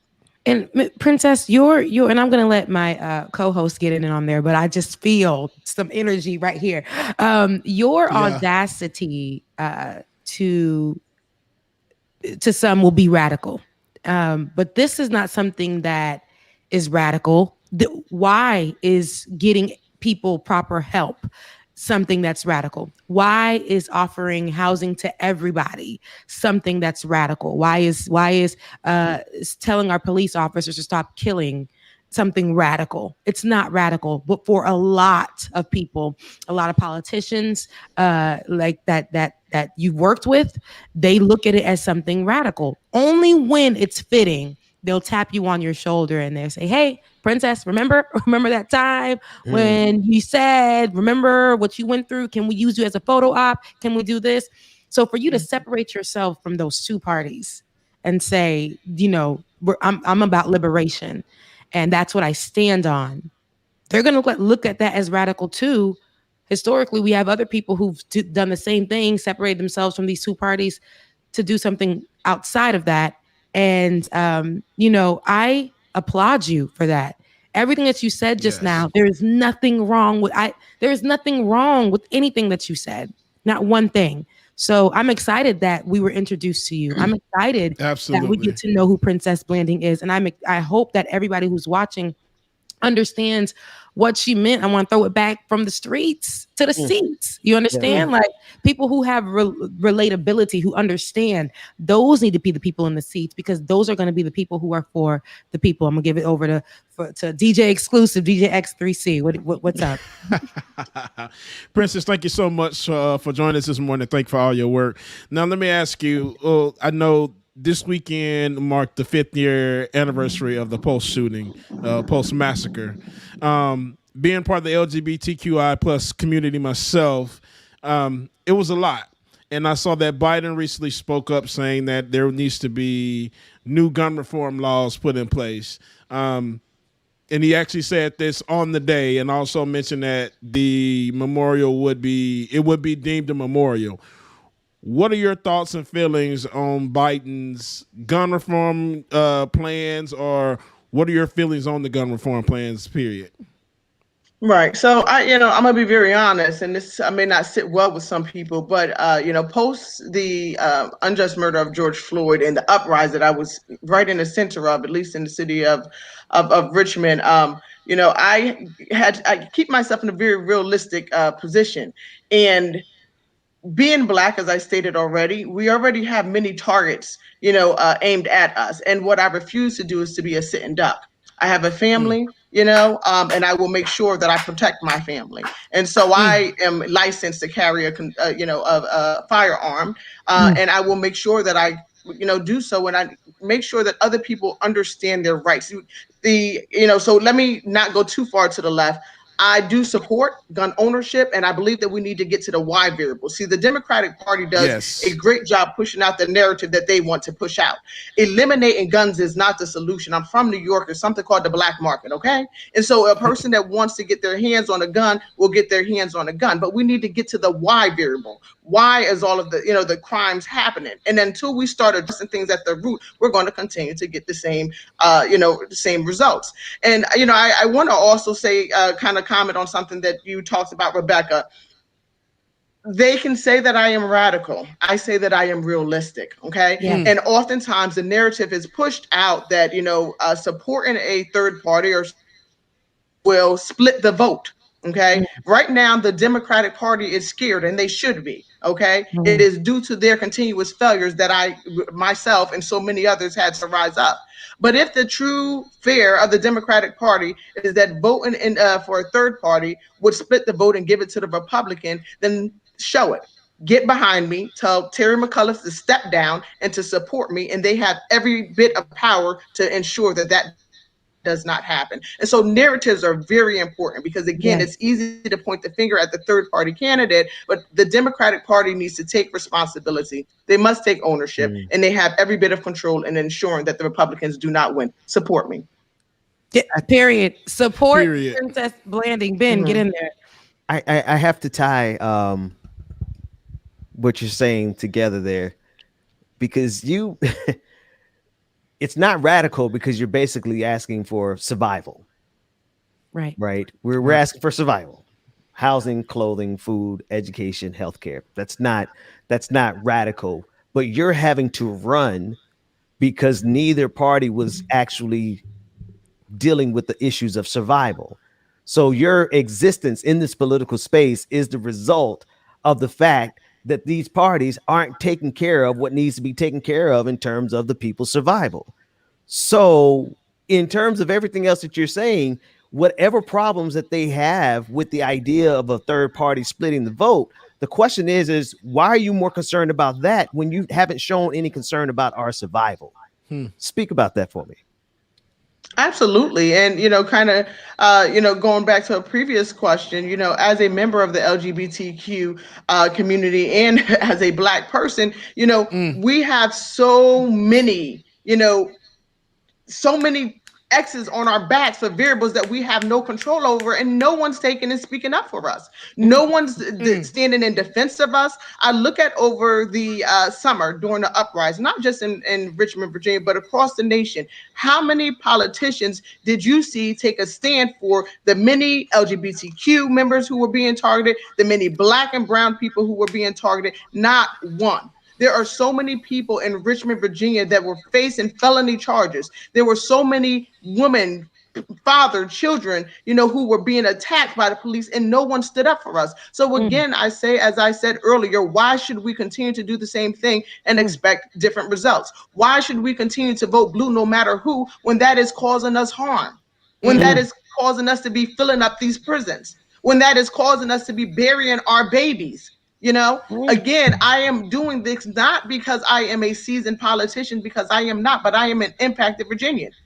What better person to have speak and represent you than somebody who is directly impacted?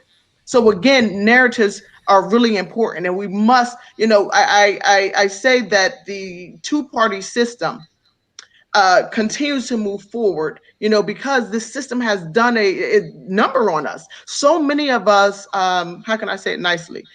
Our brains have been conditioned for so long that no matter what they tell us, even when 2 + 2 doesn't equal 4, we say, well, they're in power. They must know what's best for us, right? But then look at the results of that, right?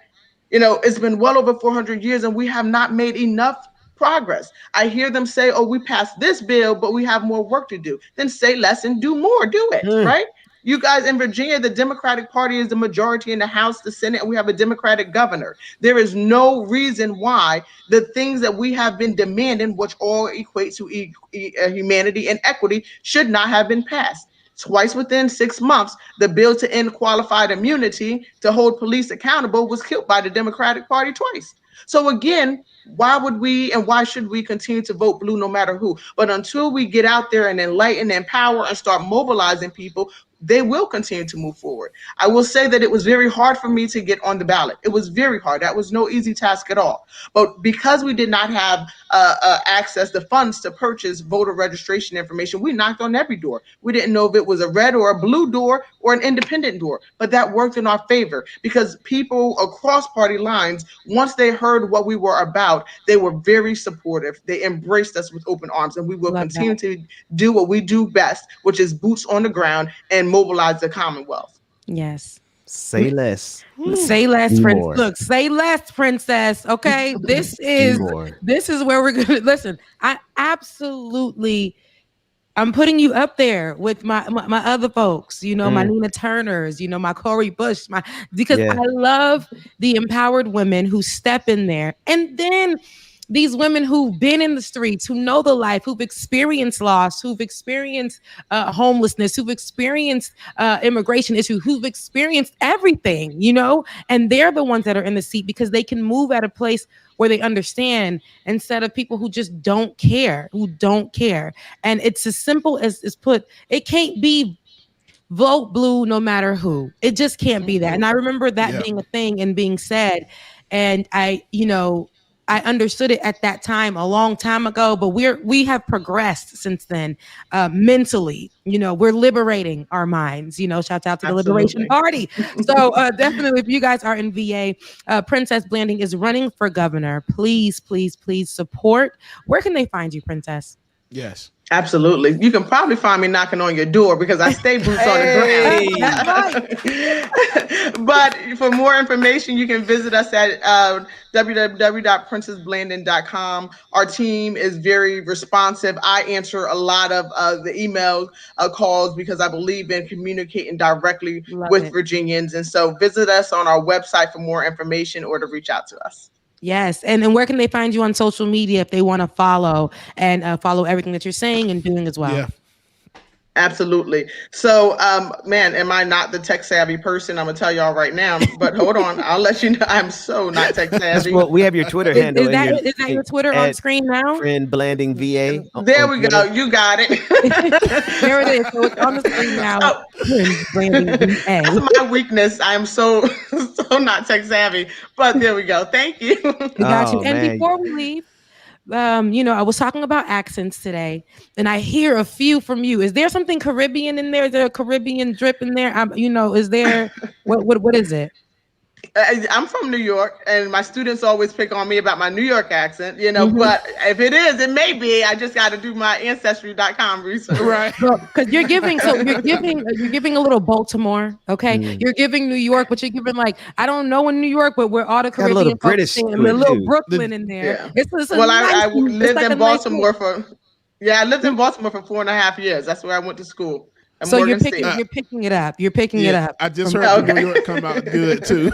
Yeah. So and then now you're in Virginia, so you might give us a little Virginia country something. A little. It's worldwide. We talk about she were international. Okay. There we go. I love it. That's right. So thank you so much, Princess Blanding. Princess Blanding for governor in Virginia. Definitely check her out with the Liberation Party. It's something new. It's something fresh. It's something innovative, and it definitely will get the people going. Okay. Yes. So thank you once again, Princess. You enjoy the rest of your day. Thank you, Princess. Thank you all for having me. Take care. No problem. It gets the people going. We got to get this sound Let me tell you something. This gets the people going. Real. She said, it ain't radical. It's reality. It's real. See, it's a difference when you can relate.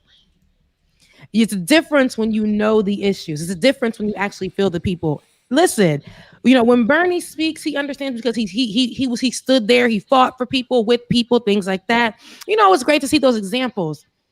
But when you see people that look like you fighting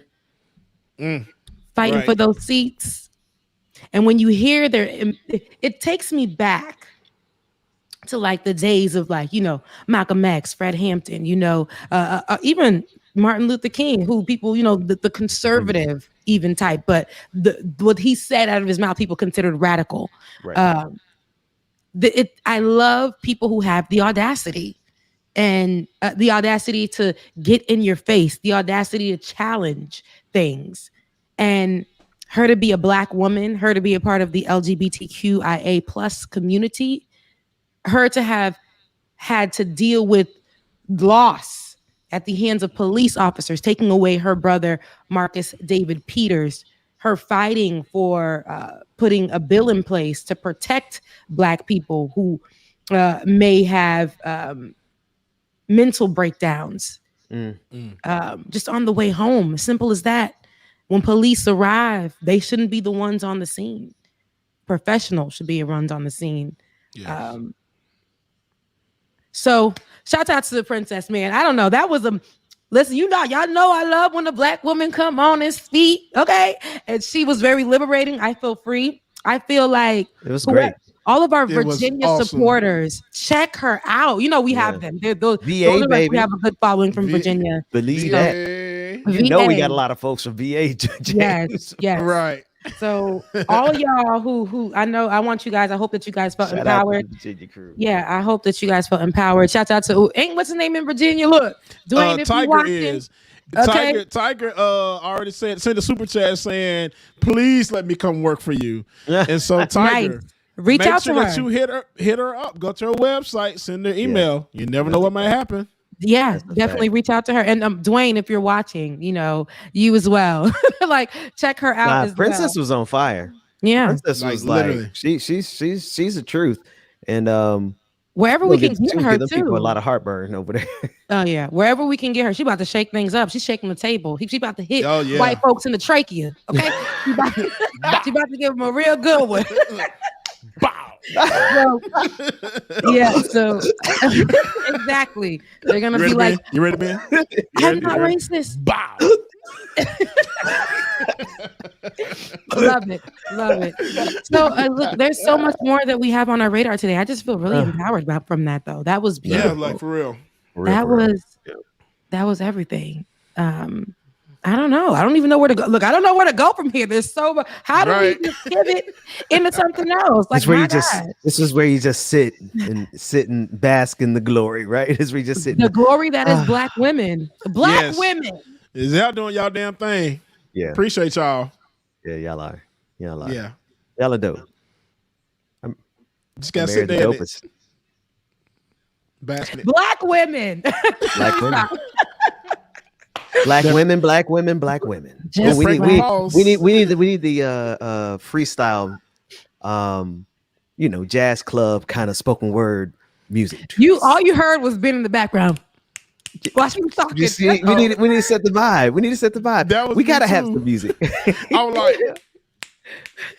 because she was all I needed was some incense. It was poetry. It was the songs of Solomon. It was poetry, emotion. It was giving us what needed to be gave. Okay, it was like it was an inconvenient truth. Yeah, it was reality. It was reality.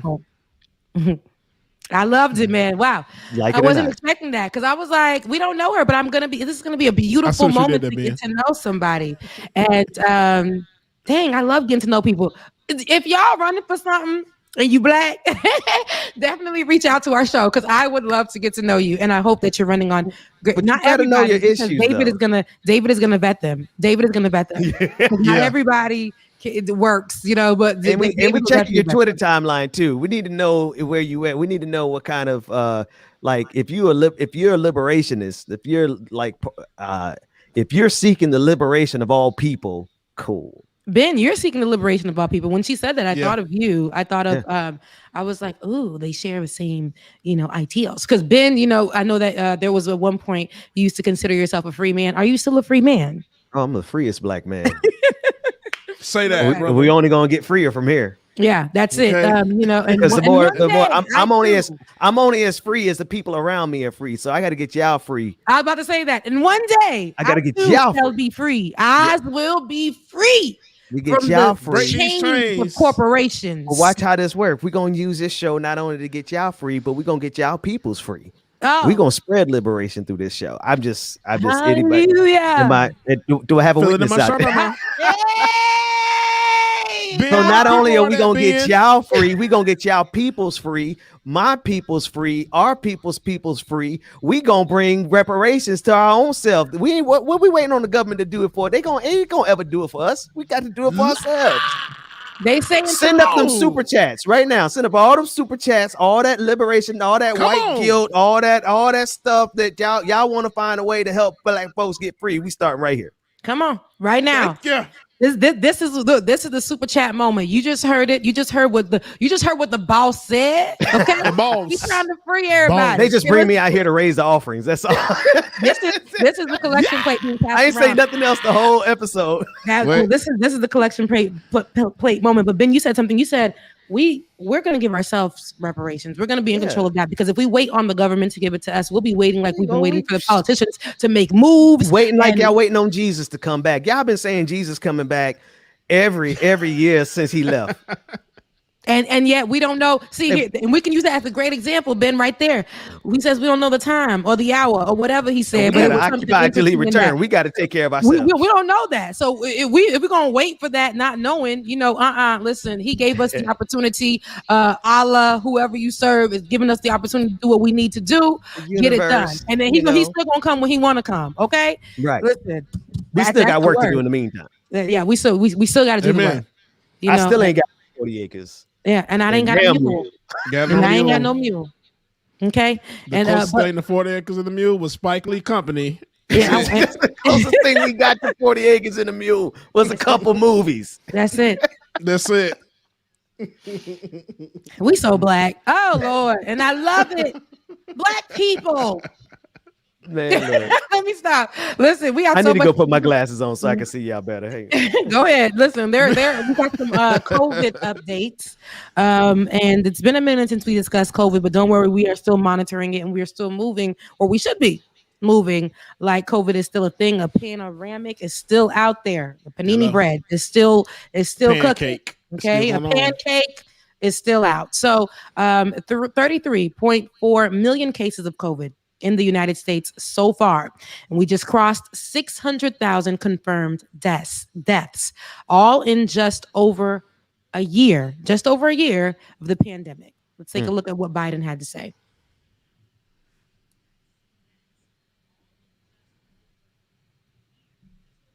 I think there's a possibility over 2022 going into 2023 that we would be able to be in a position to provide another billion, us. But that's not done yet. I've been very careful as I've dealt with this pandemic to tell you what I know and say what I thought could be done. And when I've announced it, I've gone and done it. What I don't want to do is be getting too far ahead and suggesting that we can do things and I can do things, the United States can do things that I don't have done yet. So there was a clear consensus among all our colleagues at the G7 that this wasn't the end. We were going to stay at it until we were able to provide for the needs of the whole world in terms, because look, it's not just the right thing to do, and from a how can I say it, from a moral standpoint, but it is also the correct thing to do in terms of our own health, our own security. You can't build a wall high enough to keep out new strains. You can't do that. And so I think this is going to be a constant project for a long time, and there may be other pandemics. Setting up a system whereby we can detect before it gets out of control a pandemic that may be on the horizon, a virus, is important. So, all right. No, go ahead, Ben. Oh no! I was just thinking. It was hard to understand what he was saying. And then I locked in. He's talking about the vaccines. Yeah. He's talking about our need to vaccine the world, and that if we don't get vaccines, which is strange because it's been quite the issue over the last couple of months of how much we've had to push Biden to share the vaccine. That didn't come easily, and now he's saying that he wants to make sure that the world gets vaccinated because you can't keep out a variant of this. Like what's going on in India right now is a perfect conditions for us to have a variant strain of COVID-19 that will, potentially be immune or unmoved by our vaccine. Right? There's a word for it. It escapes me. But that said, we got to get this vaccine out to the global community. We have to. Because if the rest of the world isn't vaccinated, we're just sitting and waiting for a mutation to come for us to start this all over again. And then there's already another variation here running in the United States, the Delta variation. So it has reached here. So it's like now it's like, okay, I need another vaccine. You better yet, I'm just gonna stay in the house again. Still, I ain't going nowhere, bro. I don't trust it. Wow, that's hard for me to y'all. say. It's hard for me to stay in the house, but it is easy for me to control where I go and what I do. Yeah. Now, I still go to the grocery stores and things like that. I can't do another year in the house though. I'm gonna go crazy. My hair is already waving up. Y'all see, I haven't gotten my hair straightened in the year. I am back natural. Okay, so like it's a lot. So I am not. I'm gonna be very. I've changed since that year. I can't go into environments that are totally compacted with people and think I can go home and be around another set of people. I still monitor myself. I can't be in rooms full of people like that. But I definitely am going to be in these streets though, it's happening. It's happening. But she says it, man. I say In that these to streets, say, though. to take care of yourselves, guys, monitor yourselves. If you're going to go out, please just act like, okay, let me get back home. Let me quarantine. Let me figure out how I am, because you don't know if you can still be carrying it over to somebody who can get it. Just be careful. Now he said that he promised $1 billion. G7 promised $1 billion internationally, and we need 11. Right? We need 11 billion. So here's the thing. You think about it, and who is that going to get to? Is it going to get to the predominantly white communities around the world? Is it going to get to the communities that they call third world? Are they going to go there with about 3 canisters or whatever and say that they did something there? We know how they move out here. We know how they work. They just give us enough to keep us hanging on. And for people who want it, like I know there are people around the world who really want to feel safe, and what's funny is they're giving stories and what's about people who are vaccinated and still getting COVID, which nobody ever said that you can't get COVID if you're vaccinated. They say it lowers your chances. You will not die. It lowers your chances of death, and it lowers your chances of coming to the hospital or giving it off to other people. But nobody said it's not impossible, right? I saw a whole doctor break it down, and that wasn't said. It's something to protect you and also to protect other people, give you better chances of doing so. And then why wouldn't you want that than getting it and possibly dying, or giving it to someone and killing them, especially a loved one or a friend? So they care about their children. Who was that?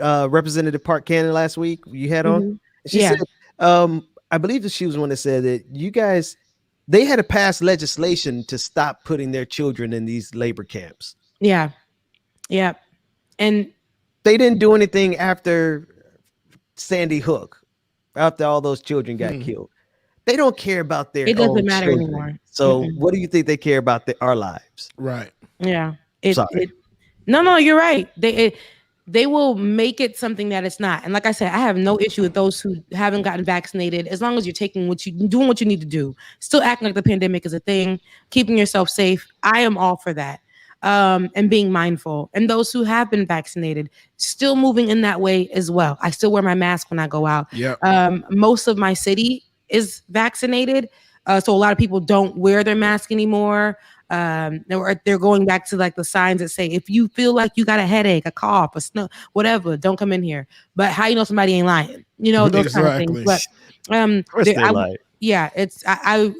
other day I was going to get some shisha and stuff for my hookah. And I saw that sign on one of the predominant places that I go to. So I just went back into my car, down the street to the place, the next hookah joint that they allow you to wear your mask to come in. You're forced to wear your mask to come in because, I'm planning on being around people the next few days and things like that. So I don't want to put myself in jeopardy. And, I'm in the house. I am in the house. But when I do eventually, go back out, inch out, I still want to make sure I'm being careful. Like when I go see my parents and my family. So, I love outside. Outside has been good to me. I got a tan too. I got a tan. So, outside has been good to me. And I don't want it to be taken away from me again. And I don't want to go back to the office, y'all. Me neither. I feel you. They told me, because I'm having system issues with my computer for work, and I didn't make this up, I didn't make this up this time. God has been good. System issues have been as a result of them. Okay. Oh, okay. Go ahead. Nope, I didn't. It just be happening. It just happens. Right. Yes. So this particular time wasn't something I clicked or nothing. It was as a result of what they told me to do, broke down my whole system. Then manager had a meeting and said to us, hey, if you have system issues, that's the quickest way for you to be placed back into the office and forced under the hours of 8 to 5. 8 a.m. to 5 p.m. You better figure those system issues out. No, I don't have to figure anything out. You're not going to force me to go back into the office because Shoot. y'all not fixing my system. That's Wait, one. they're talking about actual. Okay, I get you. I get what you're saying. Yeah, like they said, if you have multiple system issues with when you work, then we work from home doing this. How many system issues in the mornings may we get sometimes? We had every day, but we got to keep it moving. Some days, my bootleg AT&T internet just decides, hey, I don't want to work for you today. I don't want to do anything for the wind blows on the east, and it tells my system to shut down. Okay, so hey, listen, internet is pretty bad here in this region. Yes, and working from home, they should know that, and if they're not paying for my internet, if they're not paying for my cell phone bill, paying for your internet? And why aren't they paying for? Why haven't they given us a phone? Hello, me neither. I'm using why are you subsidizing your companies? And they expect me to answer the phone when they call. This is my phone. Yeah, and my phone's hanging up on people. I have a system where if the number is unknown, sweetie, I don't know it either. I don't pick it up. Okay, so they don't understand. If you don't have a system put in place for us, we're working at home, and you're saying that we're not being productive. This is taking me back to the conversation that we had at some point last week. You're saying that we're not being productive. In reality, we have been so productive working in these at-home spaces that we've made you guys richer during the pandemic. We have made y'all richer during the pandemic. Y'all have made the most money, which allowed you guys, some companies, to be able to bring back on the employees that they furloughed or the ones or give them bonuses while they were out. So don't think that we played this stupid game. A lot of people just think, oh my God, I need my job. For them to have that conversation with me, or with our team, it was to put fear in us. And I will not allow that. I will not allow that, because I will walk my happy behind over to the unemployment and cash out. Don't play with me. So it wasn't somebody dropping a bug in your ear. It wasn't like it was the manager himself, and the manager dropped the bug. He's actually a new manager, and he cares about us. He'll tell us sometimes, hey, if you're getting worn out, take a break. And I think people are telling him, hey, pup your brakes, boy. We slaving them boys. We got to make sure they stay on the system. Don't be too kind. And he's like, now he came back on the call. And he was like, hey, this was in a meeting that we had. They said the quickest way for you to get back into the office is to keep having system issues. And you're forced to work the hours of 8 to 5. They didn't say, if you have children at home who can't be home without you being there because you don't want them to go back into the school spaces, you'll still be forced to come back into the office. This is what I'm talking about. There is no this person may have a life. What is their pandemic life looking like? What is their what's happening with them? They don't their care about anxiety, their mental health after the pandemic. What does that look like? Can they survive in the space of corporate offices right now? Can they? Twitter said and did something really good, even though there are things I don't like about them. One thing I do love is the beginning of the pandemic when it happened and people decided to stay home. They said the ones that went home, during the now, you don't ever have to come back. You will never be forced to come back. We will still continue to keep your job, keep you here, because we understand. And that's what a lot of jobs need to understand. All y'all new kids that's applying for corporate and stuff, y'all know y'all might have to go back, but us who have witnessed and had to go through it and been home, no, there is no way that you can give us something like this where we are mentally stable, more mentally stable. The stress is still there. Don't get it twisted. We can be burnt out at home. There are times I'm like, I really sat in my home in the same place for almost 12 hours. No. That does something to you as well. So I walk over to my balcony. I'll, do some bird watching. I'll listen to the air. I'll watch white folks wearing weird outfits. Go over to Old Navy. I'll hear the kids at the pool area. I'll read a book. I'll do things like that. I will take a nap. I will take a nap. And there is nothing wrong with taking a nap. I will get on my stove and cook. And I don't use my kitchen much, but I'll do that for my mental stability. What can you do when you are in the corporate office for your mental stability? They like we were just talking about. Remember, Bubba, last week? They let you out twice in the day. What'd you say for recess? To go for recess. We're in like a jail, and they let you out twice in a day. It's either like we're in jail or we're children. They really want to have that ownership of you in corporate offices. They want to watch you and make sure you're doing right. And I'm a grown-ass woman who is still doing her job from her house, getting you paid, making you more of a $1 trillion company. Respect me. Facts. Let my ass stay home. Let me tell you something. You know why they let those Twitter folks stay home? It wasn't because he was trying to be such a good guy. It's because he knew now that everybody tasted the freedom that you get, there's no way those well-to-do white folks who work for Twitter were going to ever come back. Rebel, baby. Listen, those white folks gonna rebel like hell. Listen, let me tell you something. Even us, black folks, got a little taste of the crib and was like, "Hold on, wait a minute, I took a nap." Ain't nobody called me and hit my phone up. On the stove. The chicken is out the freezer, defrosted. Laundry is done, and I got my work done. The house is clean midweek. Oh God, I had time. The time that we invested, all the time that we waste walking around. They used to make us walk around the office building as a breather. And it was like robots walking. Whoa. Were y'all in a group? Oh, so they would like have us on a break and we would have to pair. We wouldn't have to pair up, but we would do it just to be like human interaction. Wait a minute. It sounds a little bit like elementary school and Handmaid's Tale. Imagine Handmaid's it. Tale. Oh shit. And then people who had a particular phone company, your phone didn't work in the building. Imagine being there for over 13 hours because you got, like just throughout the day for over 13 hours because you got ready 2 hours before work. Me, I'm going to go with the face. I'm going to go with some hair. I'm going to go with some heels on, so I make sure at least that makes me feel good. Walking in, clickety clack, looking cute. Hey girl. And then by midday, I'm like, get me out of there. There used to be times they know at that company that they stress you out so bad that they said, you can have drinks towards the end of the day. What? Yeah. They said 2 drink minimum. I used to go. What the hell? To the bar up the street. Me and my coworkers, and we would just be drained from the day.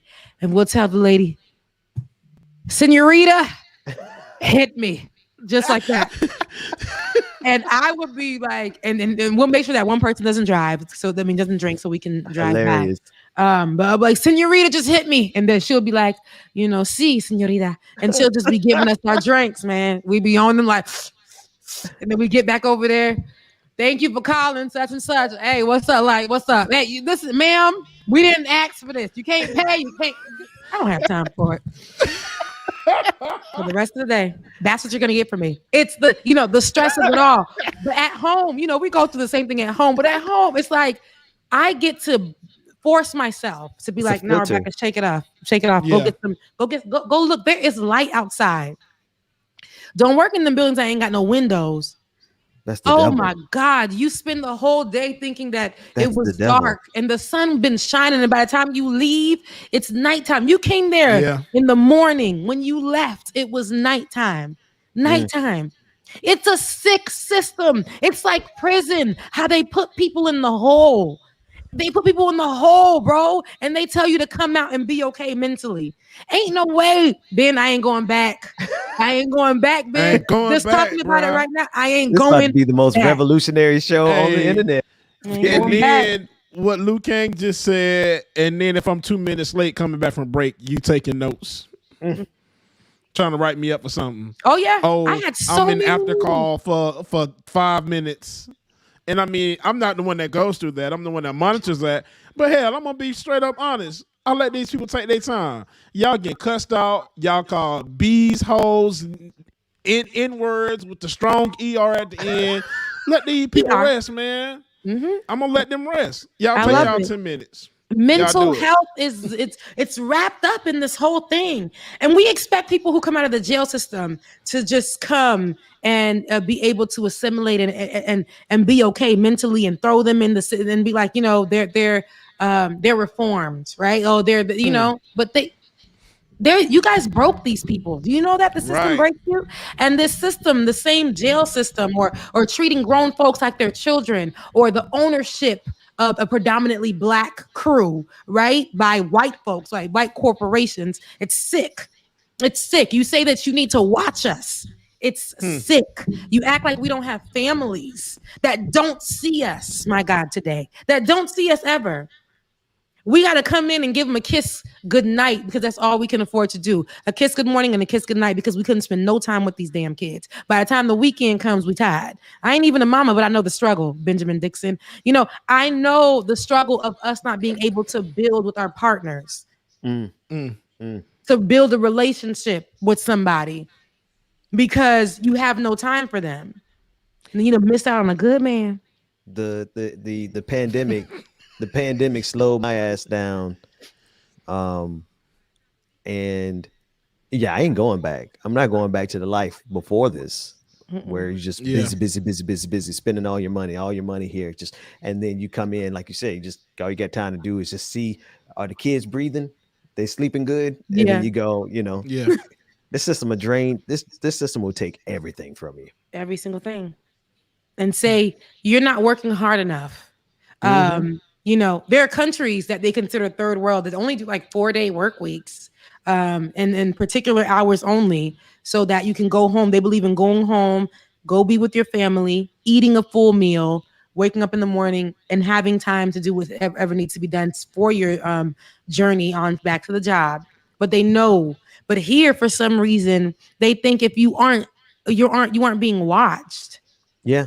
Especially with people who have positions of supervisor, no offense, Bubba, or you know, or any leadership position. It's for some reason they, like my manager, he came in like, you guys, I understand what burnout is, literally on his first day.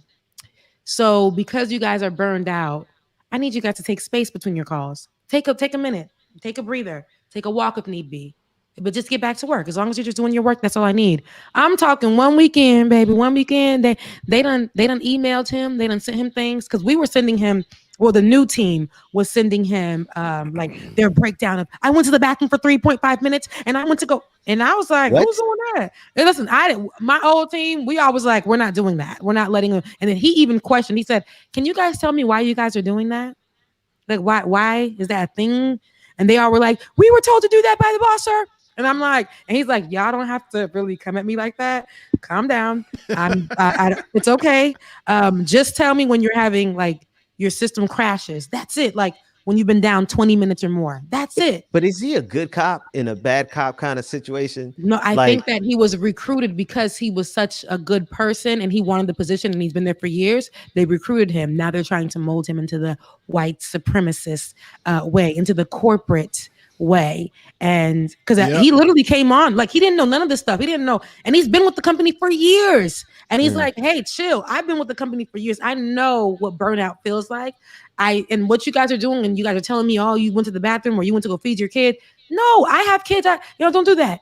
All of a sudden they done scared him. They probably told him, hey, we put you in this position for a reason. You want it or not. They don't know how to treat people like human beings. They know how to treat us like cattle. Yep. Yeah. And the That's what they did rebellion, with me. though. The rebellion. You give us a little bit, you know, like I was discussing the York statue last week, and how York went on for the Lewis and Clark expedition, experienced freedom for that time, and then came back and asked for his freedom. He's like, hey, I did something for y'all, fought for y'all.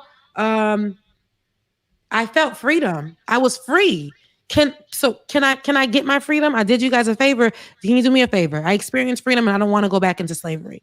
They said no. And we experienced our mental freedom, our physical freedom from the job space. And we're here, right? We're at home. There is no way that these people expect us to come on.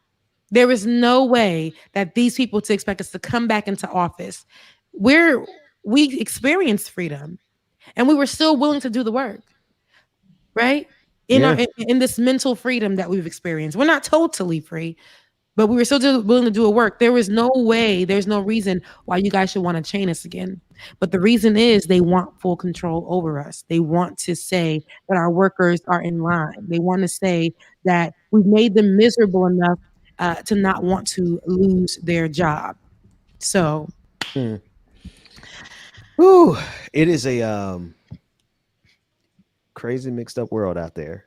It's a doggy dog world. But they want to own you. Yep. Because that's all they know. James, you were about to say something about that. Oh, just saying that the same thing. Oh my gosh, it sounds so much better because I don't have a dual echo in my ear.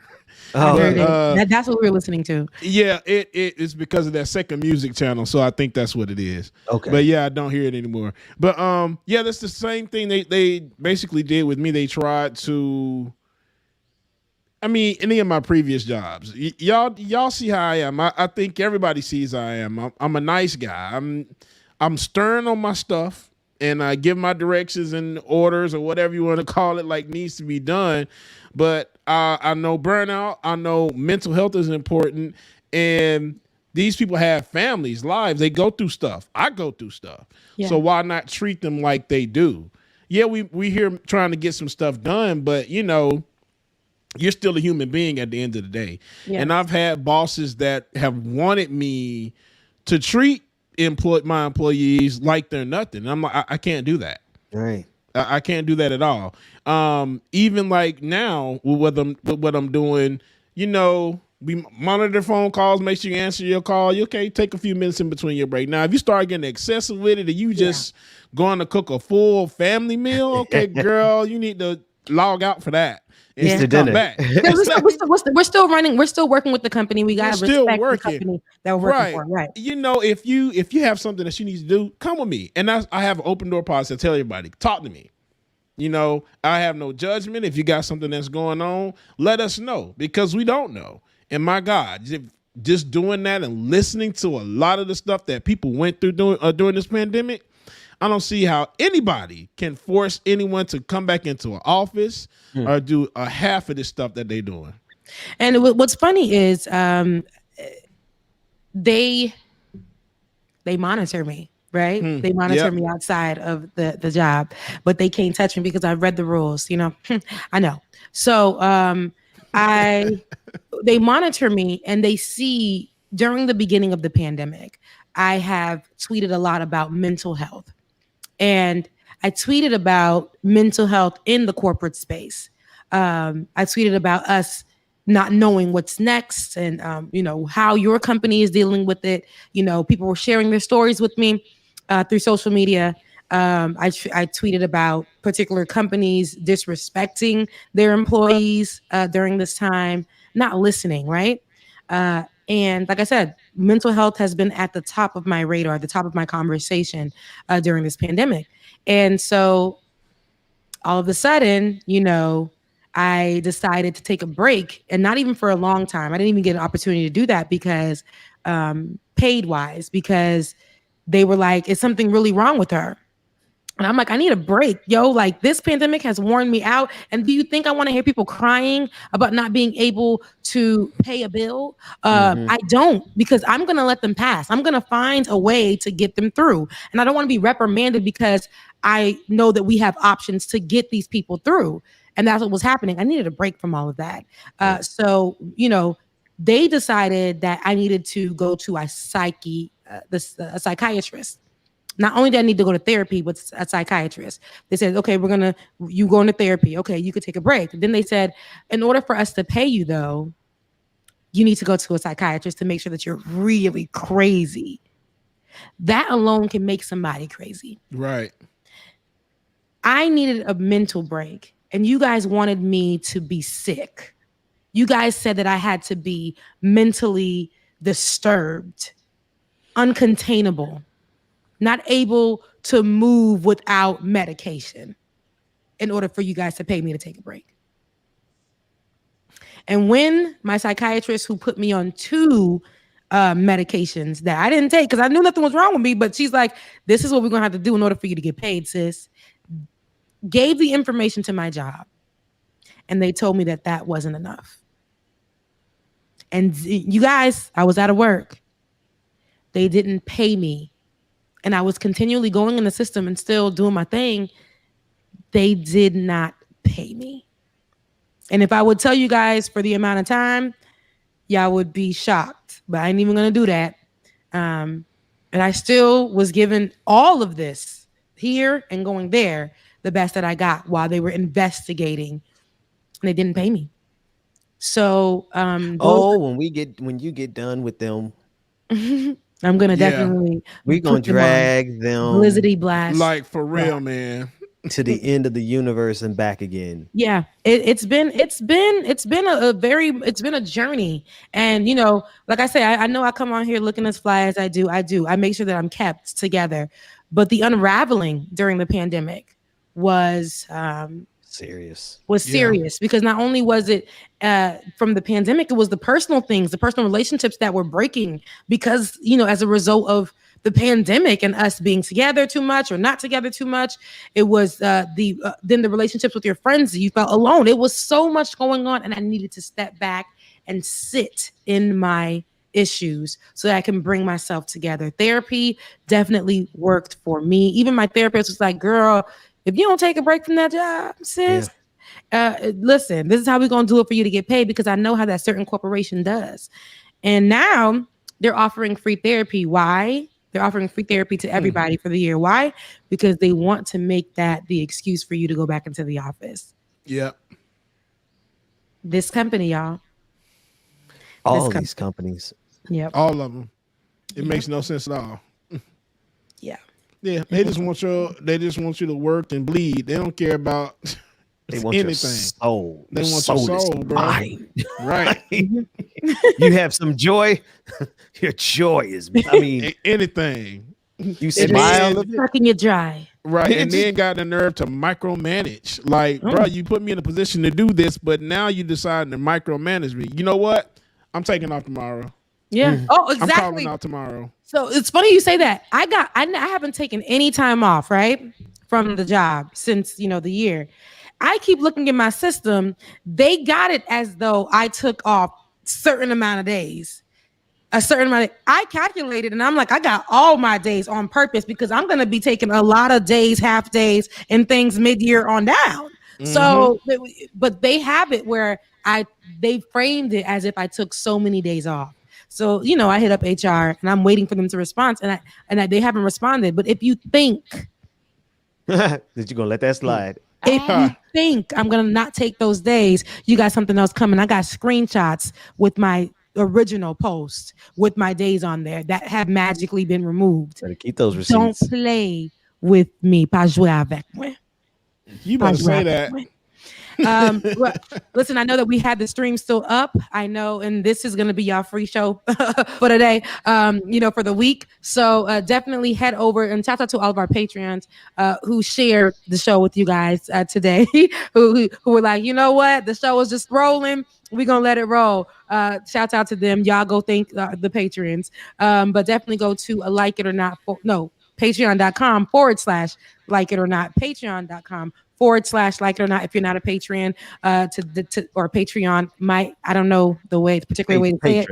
Patron. Look, Patreon. Patreon whatever. is the website and Patron is the okay. So if you head over, I don't know why they make that distinction. Look, I used to say the same thing. Bubba, can you do it like you do? Because I can't. It's giving me. Y'all make sure that y'all go join, support. y'all like what y'all hearing, like what you seeing. Patreon.com/like it or not. Patreon.com/like it or not. Where we're finna tell the truth and not care who doesn't like it. Or not. Yeah. No, I messed it up. No.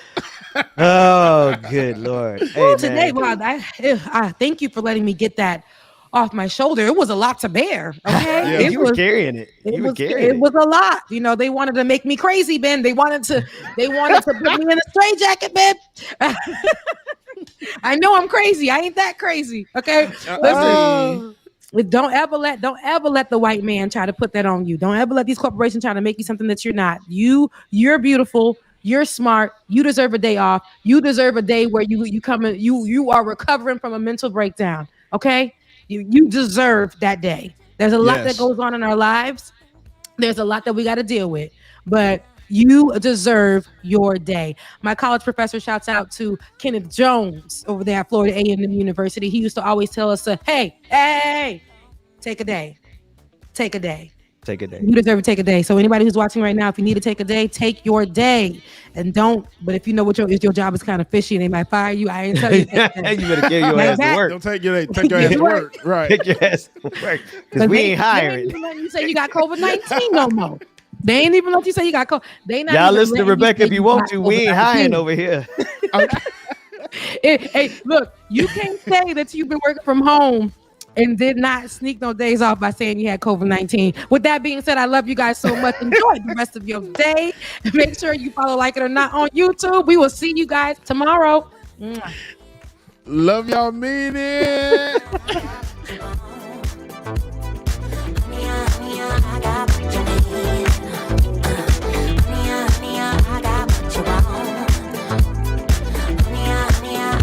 All right, y'all. We thank y'all so much for joining today, man.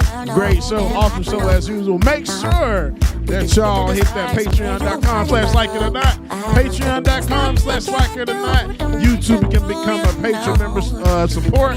Keep the show going, all that good stuff, y'all. We love y'all. We mean it, man.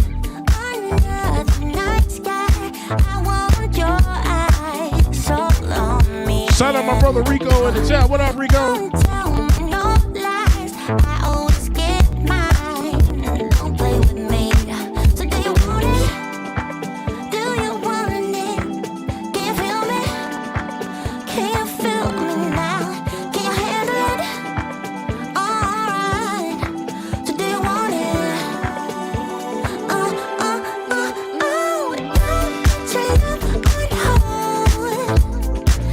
All right, y'all. Let's go do it for your boy DJ Exclusive. We will see y'all in the morning, man. Make sure that you hit that like button, subscribe, share, comment. 8 more subscriptions. 8 more. I said 8.